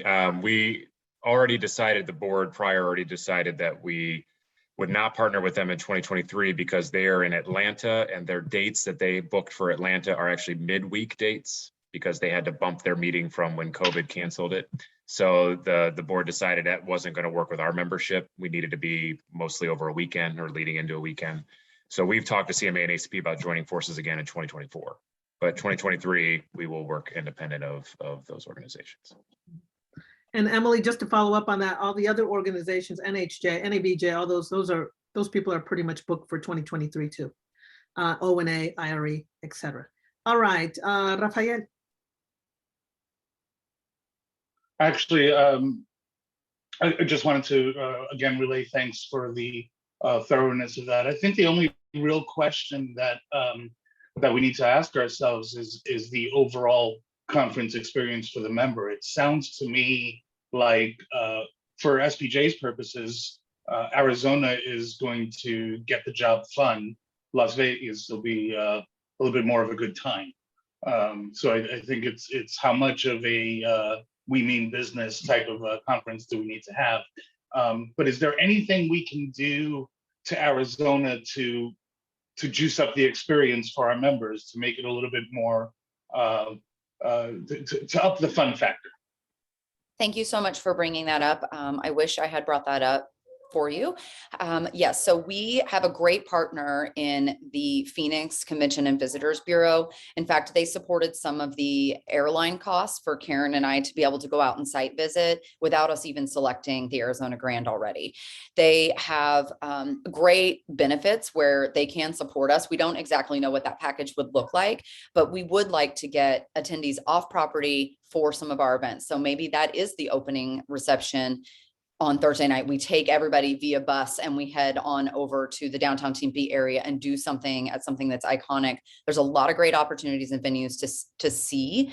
And I would say that we'll definitely be taking some things off property. We can also partner with the CVB to infuse some of that Arizona spirit and some of that Phoenix Tempe flair into our meeting on site at the property. Like I said, I can't give you specific examples, but we can definitely do that. And we've already talked to the local chapter representative on a call about opportunities to do that. And I know the chapter would be really excited to support SPJ in doing that as well, so that it is a well-rounded experience for attendees and that they're not just experiencing the resort, because we certainly would want them to experience the area, the culture, the fun, the activity that there is to be had in Phoenix and Tempe. So they would want to go back on their own someday.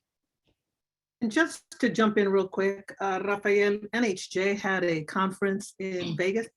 We were not distracted by anything. The conference rooms were packed with people.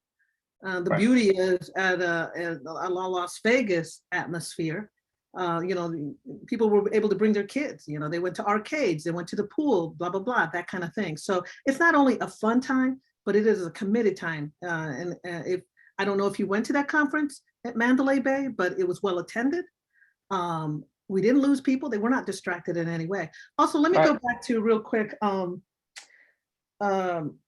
But I will tell you this, I have been to that resort. I stayed at the Phoenician. I mean, in Phoenix, it's paradise in the desert, palm trees, patios, pools, another place for families to go. But you do have to get into a car to go to downtown Phoenix or Tempe and that kind of thing. It's really what you want in a vibe. And so when I consider these, I want to know that it's something not only the older generation, which I'm that, but also the new people that are coming, the students, that what will they like? The newer generation, what do they want? It's a different vibe for them too. So we have to look at that whole scene in that area. So, I wanted to add that because I've lived in one city and, I've stayed at Planet Hollywood 3 times. Yes, I like the roulette table, I'll be honest, but it's a beautiful hotel. Beautiful, beautiful, beautiful, great vibe, great food. Gordon Ramsay has his place, but I can step out and get a pizza slice for $2 right out the casino. Yes, there's no windows, but if you want to walk out and go to the pool, it's just as beautiful. But again, the resort, just as beautiful because they're both desert places.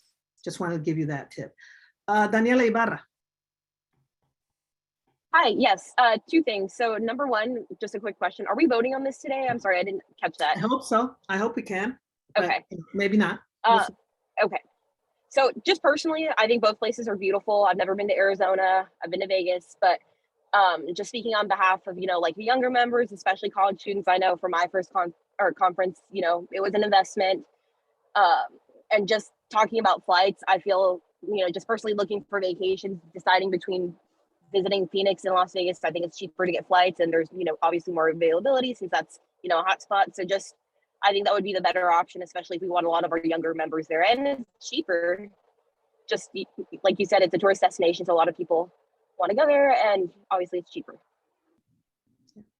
Thank you for your feedback. Another thing that Phoenix has a robust downtown. They have a great convention center. They have lots of bars and restaurants. You guys saw it in the video. Over at Vegas, the beauty of there, if you want to go see Barry Manilow, there he is. Adele is there right now. There's always the BG impersonators. There's so many shows, and there's kid-friendly shows because we have to think, some of these people are they can only get away for vacation. So they have to kill 2 birds with 1 stone. Bring the family, the wife, the husband, the partner, maybe the children. So we have to think about that, not just beyond our needs, but beyond that one journalist who says, well, yeah, I want to go, but I got to take the kids too. Got to think about that too. And, both have something to offer in that area. Claire. Yeah, I know with good reason, our attention is focused on location, and it's 2 great locations to choose from. But I do want to ask us to consider the dates as well. I think that's an important consideration in this decision because our elections and installations are tied into our conference. And we seem to be moving between, with a width of 2 full months, like our most immediate past conference was September 3 to 4, I believe. Yes. 2 to 4, and our upcoming conference in DC is at the very end of October. So that's a whole 2-month span, which impacts the service of terms of our candidates who run for office and work so hard to become elected. So, if you look at the dates, it's just something to take into consideration because Vegas would essentially take off a month of the year term of the new board that's elected for that year. And they would serve 11 months because of the date of the conference and the 23 conference and the 22 conference. This year, the board will serve an extra 2 months because of the shifting conference dates. I'd like to suggest, I mean, Katie, you can weigh in a second and explain how, I know there's a whole process of how you arrive at the dates, but you know, it would be good to sort of keep it in the same month because we have elections and installations tied in, and it really does affect the offices. So, you know, really, if we could keep it in the same month, or at least, you know, tradition and make it consistent the third weekend of October or whatever, so people know when to expect it, first of all. And if you could also explain, you know, why are those dates set in stone, or are they a little flexible considering the point that I just made? Thanks. Thank you, Claire. Katie?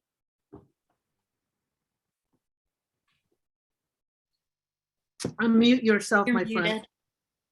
Sorry, I was trying, my kids have gotten home, so I apologize. problem. So when we submitted, we started the sourcing process and submitted the request for proposal, our ask was to do the very best to keep our dates within October and avoid, like, Halloween really is kind of the only one, because obviously that's a deterrent for families. We submitted that out. One thing we've talked about previously on calls is right now, especially in 22, 23, and 24, there is what we would call a lot of industry compression. And that is because a lot of people pushed contracts out of 20 and 21. So there was already books of business, right? Lots of conferences that were already booked for 22, 23, and 24. And then a lot of conferences pushed contracts forward in order to not have to pay penalties. They were allowed to do that, which has created a lot less availability in the market right now for 22 and 23, especially if you're looking to place meetings. So when we source out to these cities, which we did to both cities, we asked for all October, and we asked for specifically on our pattern, really a Thursday to Saturday primary day pattern. So we're already limiting them to that pattern because that works for our membership. And then the hotels come back to us with what they've got enough space and enough rooms and with our budget parameters to offer us. So it's a very complicated equation for the hotels, right? So they may have enough space on Thursday, but they don't have enough space on Friday and Saturday for any sets of dates except for one. So they're giving us what they have availability dates for. And I can tell you what we have from Planet Hollywood is absolutely the only date they have in September or October on our pattern to offer us. That is it. That's the only thing they can give us. And then for the Arizona Grand, there is some flexibility because they do an option called flexible contracting. It's very complicated, to be quite honest, but we felt that for the space that we needed, these were the best October dates. There was one other week of October dates, but it would still be within that month of October. So the goal moving forward is to try to keep SPJ in the month of October, because if we're going to partner with ACP and CMA in future years, they like to try to stay in October as well. And then that's a great month for us, you know, after school starts, before the holidays ramp up. So it seems to be a good month. Agreed. I will note. Agreed, but you know, beginning of October or beginning of September, end of September, that's like a 4 to 5 week window there. So it does change the course of our cycle. Yeah, and I totally respect that. And we're trying to keep it in October. That the contract from last year was contracted. I mean, there's a lot that was around that. The contract was originally in Minneapolis. The board and the leadership at the time moved it to New Orleans. They took the dates they could get. Those were Labor Day dates. I personally would never suggest that we're over a holiday like that again, because it can hurt attendance. So we are specifically aiming to keep it in October, but it's been a couple of weird years, being that 21 was a shifted contract, and that we're really working within kind of confines of what hotels have available in the primary cities that we targeted. So we targeted 3 primary cities, and they gave us the best they had within our budget parameters, within our pattern request and within our primary month. Okay. Planet Hollywood just didn't want to not propose anything. And so that's why I appreciate that explanation. Thank you. I get all the difficulties that you encounter with that, but wouldn't we have like a second tier? Because I think dates are really important for our conference because of our elections and installations. So I'm just wondering why we're stuck with these 2 and they're not the dates that we really would like. I agree. Anybody? Anything? John? Katie? there were a number of other hotels that bid. I will, between San Diego, we started with San Diego, Las Vegas, and Phoenix. There were a number of other hotels that bid. The problem is that a lot of those all of those other hotels actually sat at food and beverage request minimums of between $80,000 and $150,000. Our request is substantially lower, our end need is substantially lower at $40,000, and some of their room rates were upwards of $400 a night. So they just simply could not meet our budget parameters. When we're looking at tier 1 cities and we're looking in a primary month like October, the busiest 4 months of the calendar year are September, October, March, and April for conferences, especially nonprofit association conferences, because the weather is really good in almost everywhere around the country. You can go to Portland or you can go to Orlando in those months, right?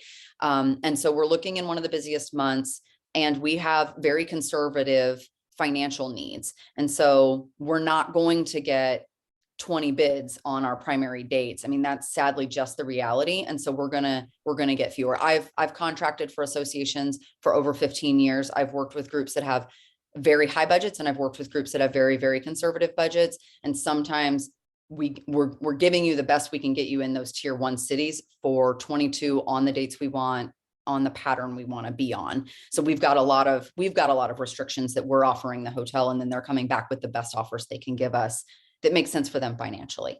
So how do we reconcile the shift of the elections and installations? I guess I'm just putting that out for the board to consider, because it is a pretty wide ranging shift. Yeah. And well, if you go with Phoenix, for instance, it's a 2-week difference. So, I mean, the organization's probably dealt with this throughout its history because it's because of that nature, you know. Well, I didn't research past just the most recent one, which was early in September, probably the earliest ever. Mm-hmm. But yeah, I'm sure it's been an issue before, but it doesn't mean that we have to continue it as an issue, because it just cuts down the service of the board. That's all. Yeah, and I totally understand. I mean, you're going to have one less month to serve, which is not fair, or any of your people on your board. So we need to have some consistency on these dates. And let's, that's something that we have to talk about. Thank you, Claire, for bringing it up. Thank you. Katie, thank you. Katie, how many, I mean, there's so many hotels in Vegas. Why Planet Hollywood? And how many other hotels in Vegas did you talk to? Yeah, that's what I was gonna ask as well. I was surprised I didn't see other bids being presented. Remember at the last here. meeting, we showed you several properties. Mm-hmm. So there were there were other hotels that bid. The only ones that came back with dates. No, wait a minute. Let me back up this. I don't recall you showing us. I know that we had in the last meeting we talked about San Diego, Las Vegas, or Phoenix. So we decided Las Vegas and Phoenix. I don't remember being shown other properties in Vegas other than, I don't remember. I mean, maybe I'm wrong. What other properties did you show us in Vegas? So I will tell you that there were properties that came back in all 3 of those cities that were so far out of where SPJ needs to be financially that they were not presented, because we did not get full proposals from them, because there's no way. I'm sorry. Who were they, Katie? So like a lot of the MGM properties, for example, like they have a large portfolio of properties. MGM Grand was one of them. The Mirage was the one that was trying to get the closest, and then couldn't get us anything in the month of October to work with. But most of them were coming back at $150,000, $200,000 on food and beverage minimums, and room rates that were higher. So $200, $200+ mostly it was the food and beverage that was just not feasible for SPJ. So it's kind of like one of those things, like I could put those in front of you and then you might get your heart set on going to the MGM Grand, but there was no way after multiple conversations that some of those hotels were going to be able to meet a 40,000. I mean, the lowest some of them were able to get, we were able to negotiate down from like $200 to like $95,000. So they're just not financially feasible for this organization. So to put the Mercedes in front of you when we need, the Lexus or whatever, like just doesn't seem fair. Because I did have multiple conversations with lots of hotels that they couldn't get the numbers down where we needed. And Katie, did you say that Planet Hollywood is a Caesars property? Yes, it is. So because it's a Caesars property, and you indicated in your layout on this, you said that we have to go elsewhere to have other events. Since it is a Caesars property, and Caesars, I believe, is catty corner from it, is there a way, because again, you guys, everything is walking distance, really. And also in October or September at night in Vegas, it's sweet, man. It's nice. So would we be able, because it is the Caesar's family, be able to go to Caesar's and maybe use one of their places for like a reception or something like that, since they are under the Caesar's umbrella? Yes, so they're under the Caesars umbrella. Each of the hotels does operate as its own financial entity. So they have their own budget, their own RevPAR manager to make sure that meeting space is rented and things like that. We would likely get more favorable terms if we were to do that, go over to Bally's or go to Caesars or to go to the Cromwell or one of their other sister properties, but we would still need to meet a food and beverage minimum. We would likely still have some small rental, but it could be more favorable than if we chose to say, go to the MGM Grand to take a reception or an evening event. Yes. There could be some, there could be some partnership in there. Yes. I think that's something to definitely explore. All right, let me see. And real quick, I misspoke. We showed you other Phoenix ideas at the last meeting, but Planet Hollywood was, as Katie said, the only one that came back with a reasonable consideration. Thank you. Thank you for that correction. Yvette? Yeah, so I'm glad you mentioned that, John, because that's why I was a little confused, because I don't remember seeing other ones. And it would be great if we can find out what are the partnerships we can have with the Caesars properties, because then we'll have more knowledge about that, because since the space is going to be limited and restricted at Planet Hollywood, I would think it would be okay to just go to the next event or next location. But we just need to find those numbers out and have those conversations. I would love to hear more about that as time moves forward. Also, just to know, you mentioned distractions. People are paying money to go to these conventions. So in terms of distraction, I wasn't quite sure what you meant, because I know I've gone to many conventions and I've paid a lot of money in hotels and in airfares and in food. And you go to those conventions, you go to the workshops, and then when you have your downtime, you go do your own stuff. So I feel people are going to be really concentrated and going to the events and going to the professional development workshops. And then if we can network and meet afterwards, they will be more than happy to do that.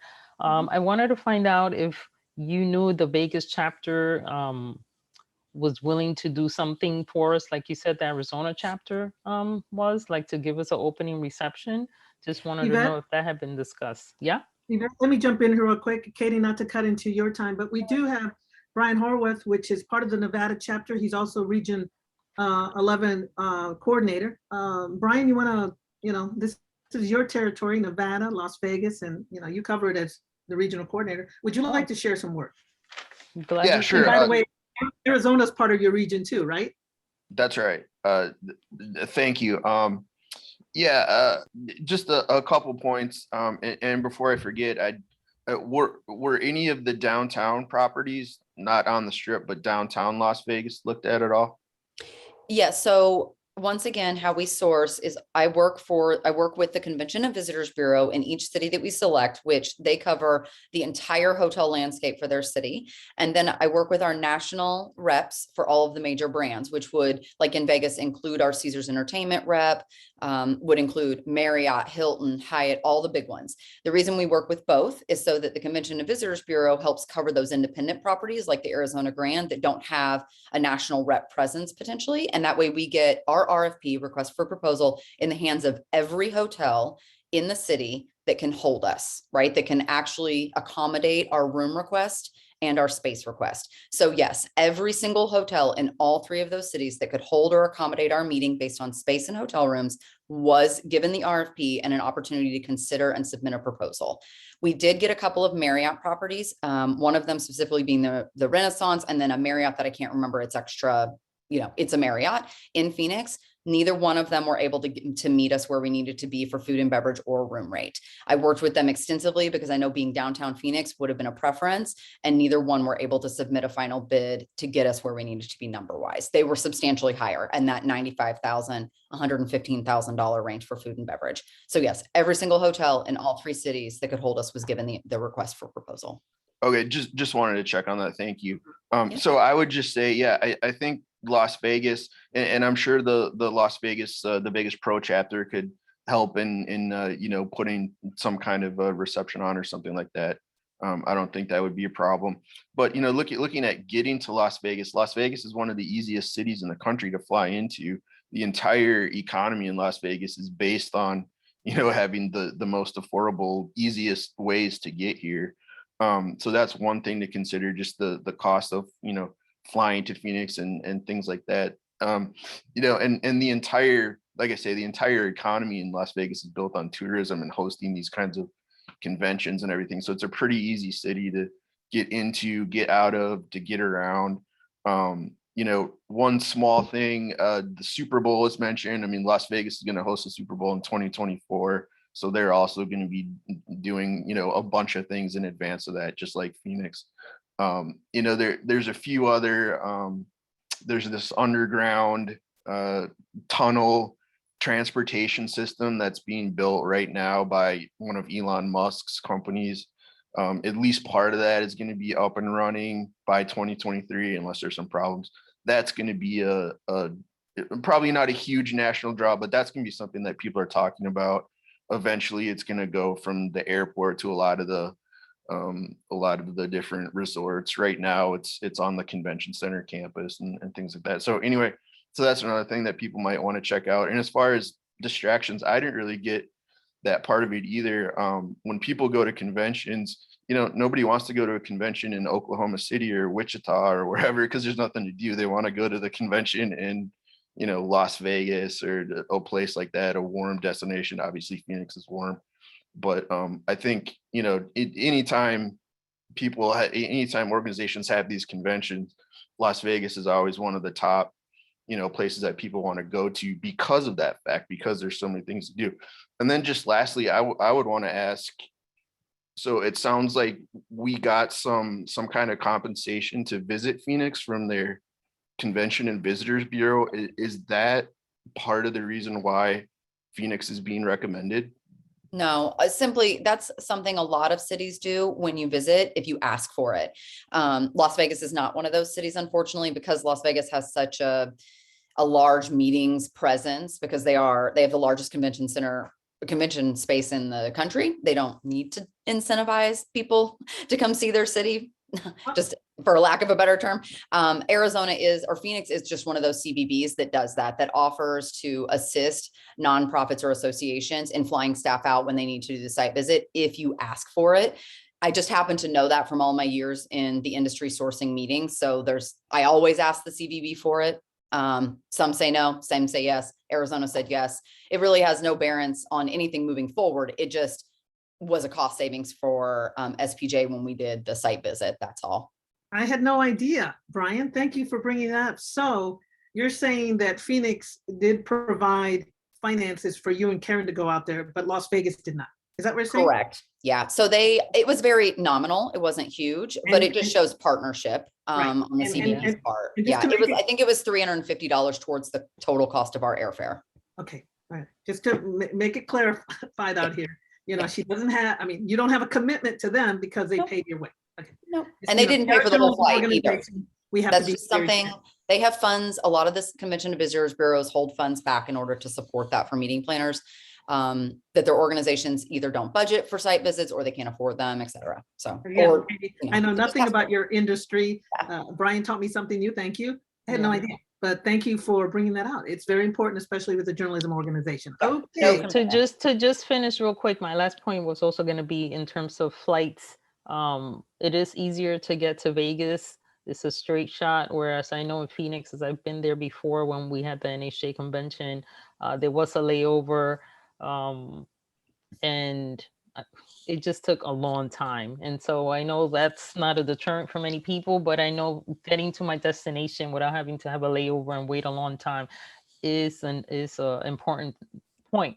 And it makes it easier to know when booking flights and trying to not spend my whole day trying to get somewhere. I know a lot of news directors or just journalists per se look into that, because time is money, you know, in terms of sending out their journalists, if they're going to cover the event or take time off for that, if they know they'll take just 2 days as opposed to 4 days. So that was my last point. Thank you though, Katie, for bringing all of these points up for that presentation, which was very detailed. I really appreciate it. Thank you.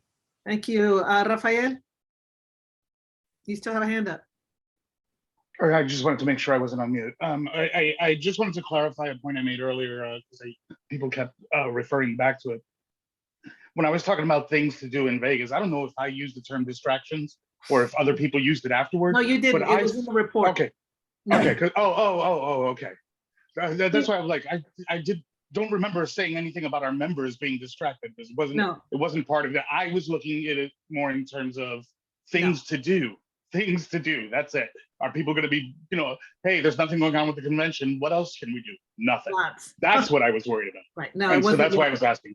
No, it wasn't you using that term. And Anything else? Thank you. And the only other point is this business of the incentive, the paying for, not incentive, the paying for our staff to fly out there. That's normal. That's absolutely normal. I've experienced that a bunch of times. Maybe you know that, but I'm not in the travel industry, so it's good to know. And we're a journalism organization. We have to know everything up front because there's always somebody say, "Oh, well, you know why she's going there." We don't need that. Okay. The transparency is good, but part of the transparency is that is absolutely normal. And good to know that you know. But again, I didn't know. But and Katie's cool about explaining the travel industry. All right, take down your hand, Rafael. Israel. Yeah, I have a business legal question, and then I have my 2 cents on location. I'm curious if we are COVID proofing our contracts, since I'm a big believer that this is the new normal, and as long as we have anti-vaxxers, we're going to have variants. So are we considering adding some kind of out if a city has a higher threshold of COVID positive cases, those kinds of things? So I will tell you that the industry is currently like shifting constantly on this, and every hotel is a little bit different. So not every hotel contract's the same. Some of the very, very large hotel brands are absolutely in refusal to put anything in the contracts that say pandemic, variant. They just will not. They just won't do it at this point. I will say that a lot of them are being a little bit more flexible with their cancellation. So the windows are longer, the amounts are less, the thresholds are lower. These vary from hotel to hotel. And so what we as a group, I will always request that we can get the word pandemic put into our cancellation clause. If they will honor it, that's great. I can't force them to, obviously. And then I will always ask for the most favorable terms when it comes to our length of windows, right? Like shortening those windows and lowering the amounts, lowering our attrition, which attrition would be how much we fill of our room block, right? So maybe we decide we're going to hold a smaller conference. The ability to revise our room block 1 year out, lots of favorable terms that I will always support in contracting when we contract a meeting moving forward. But like I said, it is a moving target constantly, and what some hotel chains will do versus others is it's just all over the board. So we'll always ask for them to recognize things like pandemic, our inability to get our membership there, the ability to survey our membership, to provide that as proof and backup. And like I said, different hotels will write in different things. So in that case, Madam President, I think we also need to consider politics, because Arizona is a very anti-journalism state. Again, I'm stating facts, not opinions. They're very open and hostile about the work of journalists. It's a very right-wing government there in Arizona, further right-wing as the elections are moving. So I'm concerned that SPJ would somehow give a benefit to Arizona when they have moved further and further right. They're very anti-COVID protocols. And so my concern would be that we would be giving them the business when obviously they are giving us the anti-business. So I am going to vote for Vegas because I don't want to give Arizona the business. And I think because of Katie's great information today, I am going to move on the question that the board vote today on the question of location. And so I move that the board vote today on whether or not we're going to go either to Phoenix or to Las Vegas today. Before we move into that situation, and I do want, I don't know if the board's ready to vote on this. The politics, good point. I know they're very anti-immigrant in there, but it's not like we have a lot of immigrant members of SPJ, but we are all part of the immigrant community one way, whether it's 3, 4, 10, 2 generations. So you're right, and they are very anti-journalists out there. Definitely something to consider. I want to hear the feedback from, before we even, board, and please take down your hand, Israel. What do you guys want? Do you want to vote on this now? Do you think, are you ready for a vote? Or do you want Katie to go find more information? Because she seems pretty thorough on everything. And John, what you were going to say? Were you going to say I would something? suggest we vote today. We're going to run out of this. We'll lose it if Okay. we wait much longer. And Robert's rules, the motion is on the table, so we would Okay. have to just. Anybody want to second that? I'll second it. Respectfully speaking, that was not a motion. You just made a motion that we vote. That's not correct. a motion. Oh. Well, I move that the board. I no, move we that have to the vote board- for Guys, something. okay, let's not argue one by one. I mean, cool. Okay.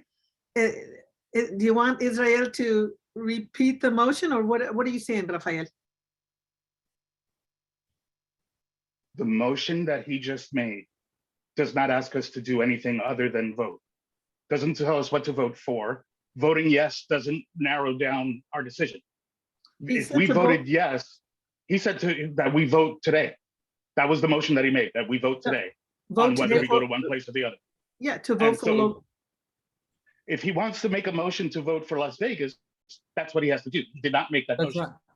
not, that's not, we can't do that. We can't, Yeah, there's we have two two options. places There, in line. there are two cities, so we have to take separate motions. The motion to vote on whether or not we're going to choose is one motion. Once we move to choose to vote today, then we have to put the locations on. But you have to do separate motions for that. That's Does correct. the board want to vote today on choosing? That's one. All right. Then the second is which is the choice? That's two.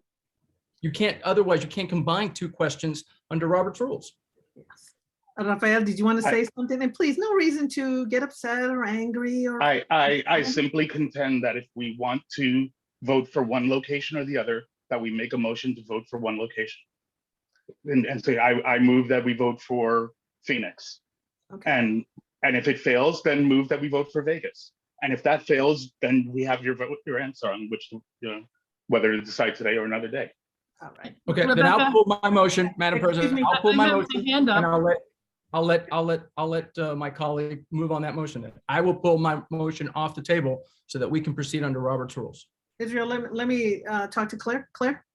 Yeah, I'm just, Rebecca, you asked the board, are you ready to vote today? And I want to answer that question. I'm not. I don't want to hold up the process, but I'm going to go back to my point about the dates. I think that's an important consideration, not just for me, but for all the people who are going to consider running for office. It's, the nominations committee is just starting up, and I think it's an important factor. I think there should be some consistency in service of terms, and I think it's important. So I don't think I'm ready today. I think I would want to see if there was another option in Vegas, those or whatever for the dates that are more suitable to our cycle.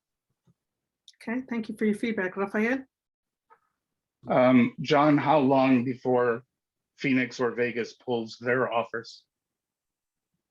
Katie can answer that, I think. Yeah, right now the offers are only on they know that you are having a meeting today to discuss this, as they always want updates because we've been in this process since about November. And at this point, the deals are on the table through, I would say, the end of the month. They haven't given us a specific date.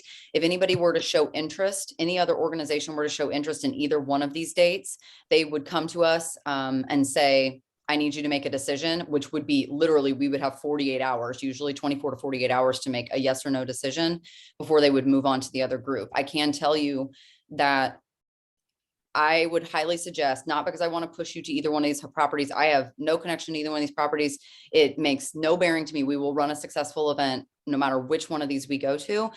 But delaying this decision, you are at risk for losing these properties. And I can tell you, I understand the need to want to go back to Vegas and find other hotels that are willing to work with us and give us dates. I have extensively searched these three cities. And if we're going to go to any of these three cities, we have the options on the table that are on the table, and there isn't any other options.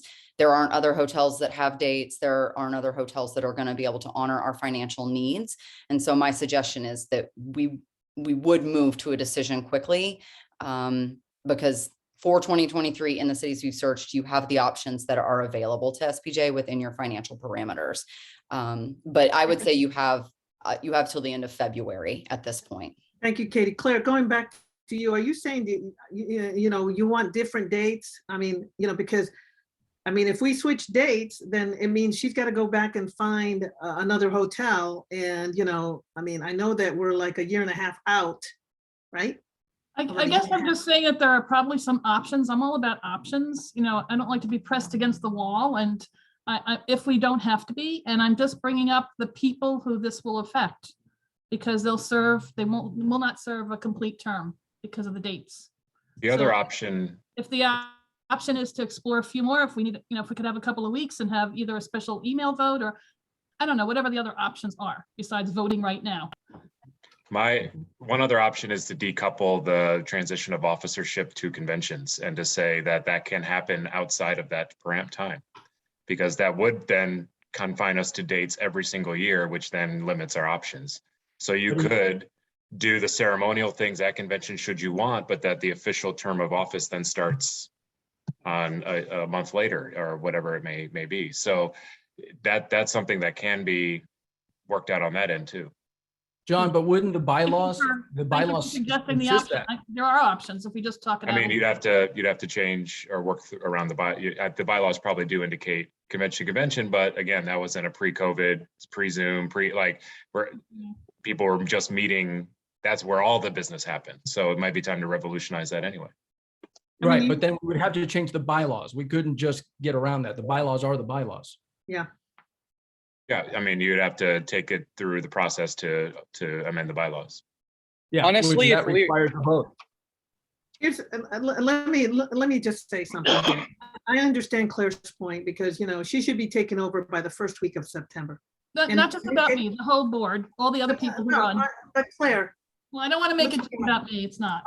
I understand. Okay, good. I understand that, but you are the major person that's going to be affected in this area. I know it's not about you. No. I know there's other board members that will be affected. I understand.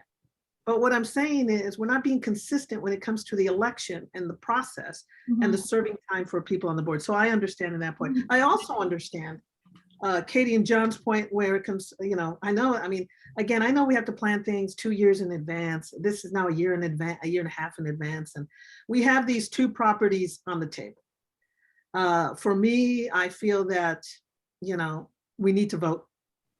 But I want to, you know, I want to see if the rest of the board, and I understand, you know, and I'm hearing what you're saying, Claire, because, you know, obviously this cutting someone short of a month is not going to affect me. And I hope you realize that I'm not trying to be selfish in any way. But, you know, I don't know if the rest of the board wants to vote on this. I don't see you guys on camera. Emily, Daniela, Danielle McLean. What do you guys yeah, mind if I say something? I think, you know, having a convention in the desert, like having it a little bit later is like a good thing, especially if we're gonna have a convention in the desert. I think both options are really, really good.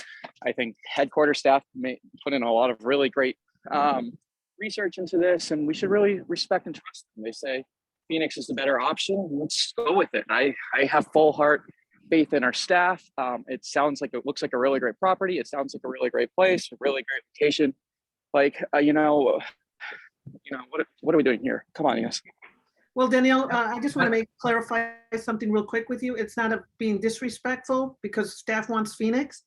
I've lived in one place for 3 years, been to that resort, and the other place I frequent often. So it's not disrespecting in any way. It's just an opinion. So just want to clarify. No, I completely respect it. And in terms of like the political aspect of it, you know, the mayor of Las Vegas is like literally one of the most like anti-maskers in the country. If you recall that Anderson Cooper interview. Yeah, you know, but the governor advocated. But you know, I mean, politically, you've seen what's happened in Arizona and the new possible governor coming in. Yeah, well, some people are not going to be very happy, but other people will. So, you know, we have to take that climate into consideration. Madam President, may I make a suggestion again? So I'll make it again. Just Israel, real quick. Israel, let me stop you just a minute. Okay. Just real quick. Cheryl, what do you think of?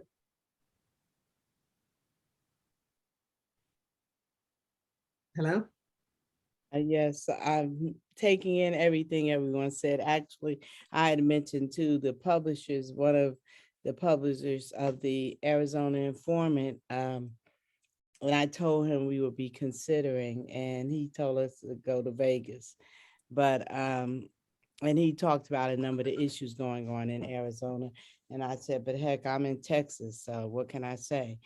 And then as far as Vegas, which NABJ and NAHJ are going there, and I'm looking at trying to take everything into consideration and not just looking at the greatest good for the greatest amount of people. I think that politics does play in some cities and how we're expected to be treated. And we're dealing, in fact, we had a political forum last week and we had to bar some of the candidates because they wouldn't wear masks. And I just don't want all the drama, and that alone would make me say, hey, let's go to Vegas. Okay, thank you. All right, I don't want to, we're going to go on and on and on. So here's the thing.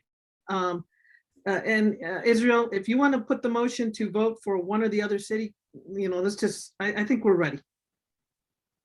Well, that's why I wanted to make the suggestion again. Hopefully Raphael at least and I can have a conversation about this. Because of Claire's concern, I would say that we should make two separate motions. The first motion would be, should the board vote today? Yes or no? If the board is yes, let's vote today, then the second motion would be for a city.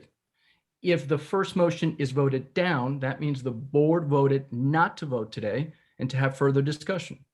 That way the issue is not complicated. We have to separate under Robert's rules each separate issue. And as I understand it, Raphael, correct me if I'm wrong, please, but we are addressing two separate issues. One issue is, should we vote? The second issue is, which city should we vote for? Okay. What are your thoughts? I like it both. It's clear. It's just, Claire, I'm sorry, Claire. It's clear.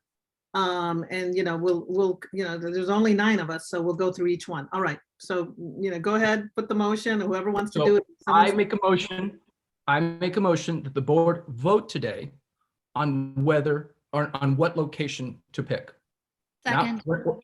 Without the dates associated with them, you mean, or just? No. the So city? Claire, I want to make sure. The first vote is whether or not we should choose today. Oh, That's it. That's it. The All right. first vote is only whether we should vote today. So you don't want to take a vote today. That means you would vote no. Got it. All right. So Israel made the motion. Who seconds it? I did. Emily. Seconded. Oh, Emily. All Who right, Emily seconds Block. it? Excuse me. Emily was first. Thanks, Please, Dan. one at a time, please. Emily Block second. Okay. All right. Let's go through the board members. Yvette? Okay, so then the next vote now is to. No, this is a vote for today on whether we're going to vote for a location. Let's go through all the board members. Okay. I'm sorry, Madam President, before you do that, is there Yes. any final comment that anybody wants to make? Now that it's an official motion, any discussion further on, besides what we already went through? Thank you, Raphael. Any discussion? Any board member? I don't see you. The only thing that I would want to say with complete respect to Claire, I think making a decision today inconveniences the fewest amount of people, with the respect that you're one of those people, but that's not a lot of people. The 9 of us on the board, and that's it. It's service, and your service is deeply, deeply appreciated. I don't want to minimize that. But I'm not going to hold back on a decision because it inconveniences time. Thank you. And I'm going to say one more time, it's not about me personally, and it's a good point to make. I think we should look at the issue. If it's not today with this vote, whatever, we should be looking at it. It's an important issue to look at. Thank you, Claire. Thank you, Raphael. Okay, Yvette, you want to take the vote? Okay. So again, So- just to clarify, excuse me, we are voting today on a location. No. whether we want We're No, voting right now no. on whether to vote. On whether to vote, yes, Whether to move, sorry. So we're voting today on whether to vote. Okay. Emily Block, Yes, I would like to vote today. Cheryl Smith, Yes. Raphael Almeida, Yes. Danielle McLean, Yes. Danielle Ibarra, Yes. Israel Balderas, Yes. Claire Regan, No surprise, no. Yvette Richards, I say yes. And Rebecca Aguilar. Yes. Okay, so the vote passes. 8 yeses and 1 no. All right. Okay, so Madam President, I move that the board vote to select Vegas as our 2023 convention site. Who seconds it? I second it. Okay, so the motion put in by Israel Valderas, second by Yvette Davila Richards. Any discussion on this? Anybody? Okay, so Yvette, can you take the vote? Sure. Roll call again for the vote, correct? For Vegas? For Vegas. Okay. Cheryl Smith, Yes. Danielle McLean, No. Rafael Almeida, No. Daniela Ibarra, Yes. Emily Block, No. Israel Balderas, Yes. Yvette W. Richards, I vote yes. Claire Regan, Yes. Rebecca Aguilar, Yes. 1, 2, 3, 4, 5, 6 yeses and 3 nos. So the vote passes. All right, so the vote passes for Las Vegas for 2023. Thank you for that. Thanks, guys. Thank you. Katie? Thank know, you. I know you will do the best you can to find us nearby venues that we can go to. I'm sure you will be in talks with the Caesars family. Thank you for your hard work in that area, for finding both beautiful locations, to be honest with you. Of course, But, it's you my know, pleasure. But, you know, we are following what, you know, we listen closely to you and John about moving on this before someone takes that opportunity from under us. And so that'll be good. All right, so let me see the marathon. Thank you, Katie. Thank you, Katie. You're all All very right, any committee reports? I think I pretty much, you know, said a lot for the committees from the beginning. Anybody? I know I have a few committee people here if you want to throw in a few comments. No? Madam President? Yes. On the agenda is Media Fest, is Claire's presentation of Media Fest. Oh, I apologize. You know what? It's a blur. Claire, I apologize. Media Fest. Claire is heading our convention committee this year, and I'm so happy because she's a great person. Media Fest. I'm sorry, my head's mush now. Go ahead, Claire. It'll be the fastest committee report ever because I want to let everybody know that the committee has been formed, and I'm going to read off the names. Scott Brinton, Maya Brown, Brian Collister, two chapter members from DC, Washington, where the conference is taking place, Deanne Divis and Randy Shostak, Bailing Shah, Rebecca, and myself. That is the conference committee. We're going to start meeting in the beginning of February. We're putting together the proposal, online proposal forms for programming, and with Karen working out how we coordinate the logistics of 3 organizations and the sessions that they will each bring to the table. So that's what our first task is, and get your ideas ready to submit. That's it. I'm done. Thank you. That was quick, Claire. Thank you very much. I look forward in working with your committee, and I know that the board's here to support you, and all our members here are probably juicing up the ideas for DC. So that's great. All right. And committee reports, I know that I didn't have anybody, but if anybody wants to speak up right now, you know, I'll give you a couple minutes. Guess not. I don't think we have to go into executive session, even though John has it on the list, unless anybody wants to, you know, go in there. But go ahead and do your thing. All right. So here's the thing. I think we are done for today. Go out there and spread the good word. John, is there anything else before I move on? You good? No. Okay. All set. So, you know, we got a lot done today. I think if you see it, we're all being productive and positive, and we're empowering and definitely inspiring people out there. So go out there. My challenge to you is, you know, yes, we're #SPJ Strong. I want you to go find people that, you know, can be entering in these awards. Don't forget to nominate somebody for the, you know, the society, for the fellows of the society, the highest honor we have, a distinguished educator out there. Make sure you nominate them. you know what? We're here, we're strong, we're the voice for the journalists, journalism educators, and the student journalists out there. We are here for them. And let's make sure they know that, you know, I don't know what the other journalism organizations are doing right now, but I know that they depend on us. And so I want to let you go. I will entertain a motion to end our board meeting for today. I will make the motion to end the meeting. Claire? Claire, second? I need a second. Second. All right, so the motion by Claire and the second by Cheryl, and those in favor say, yeah, aye. Aye. Aye. Aye. All right, everybody, go have a good week. Enjoy it. Thanks, everyone. Have a good day, everyone. Thanks, everyone. Bye. Bye. Bye. Everyone. Bye.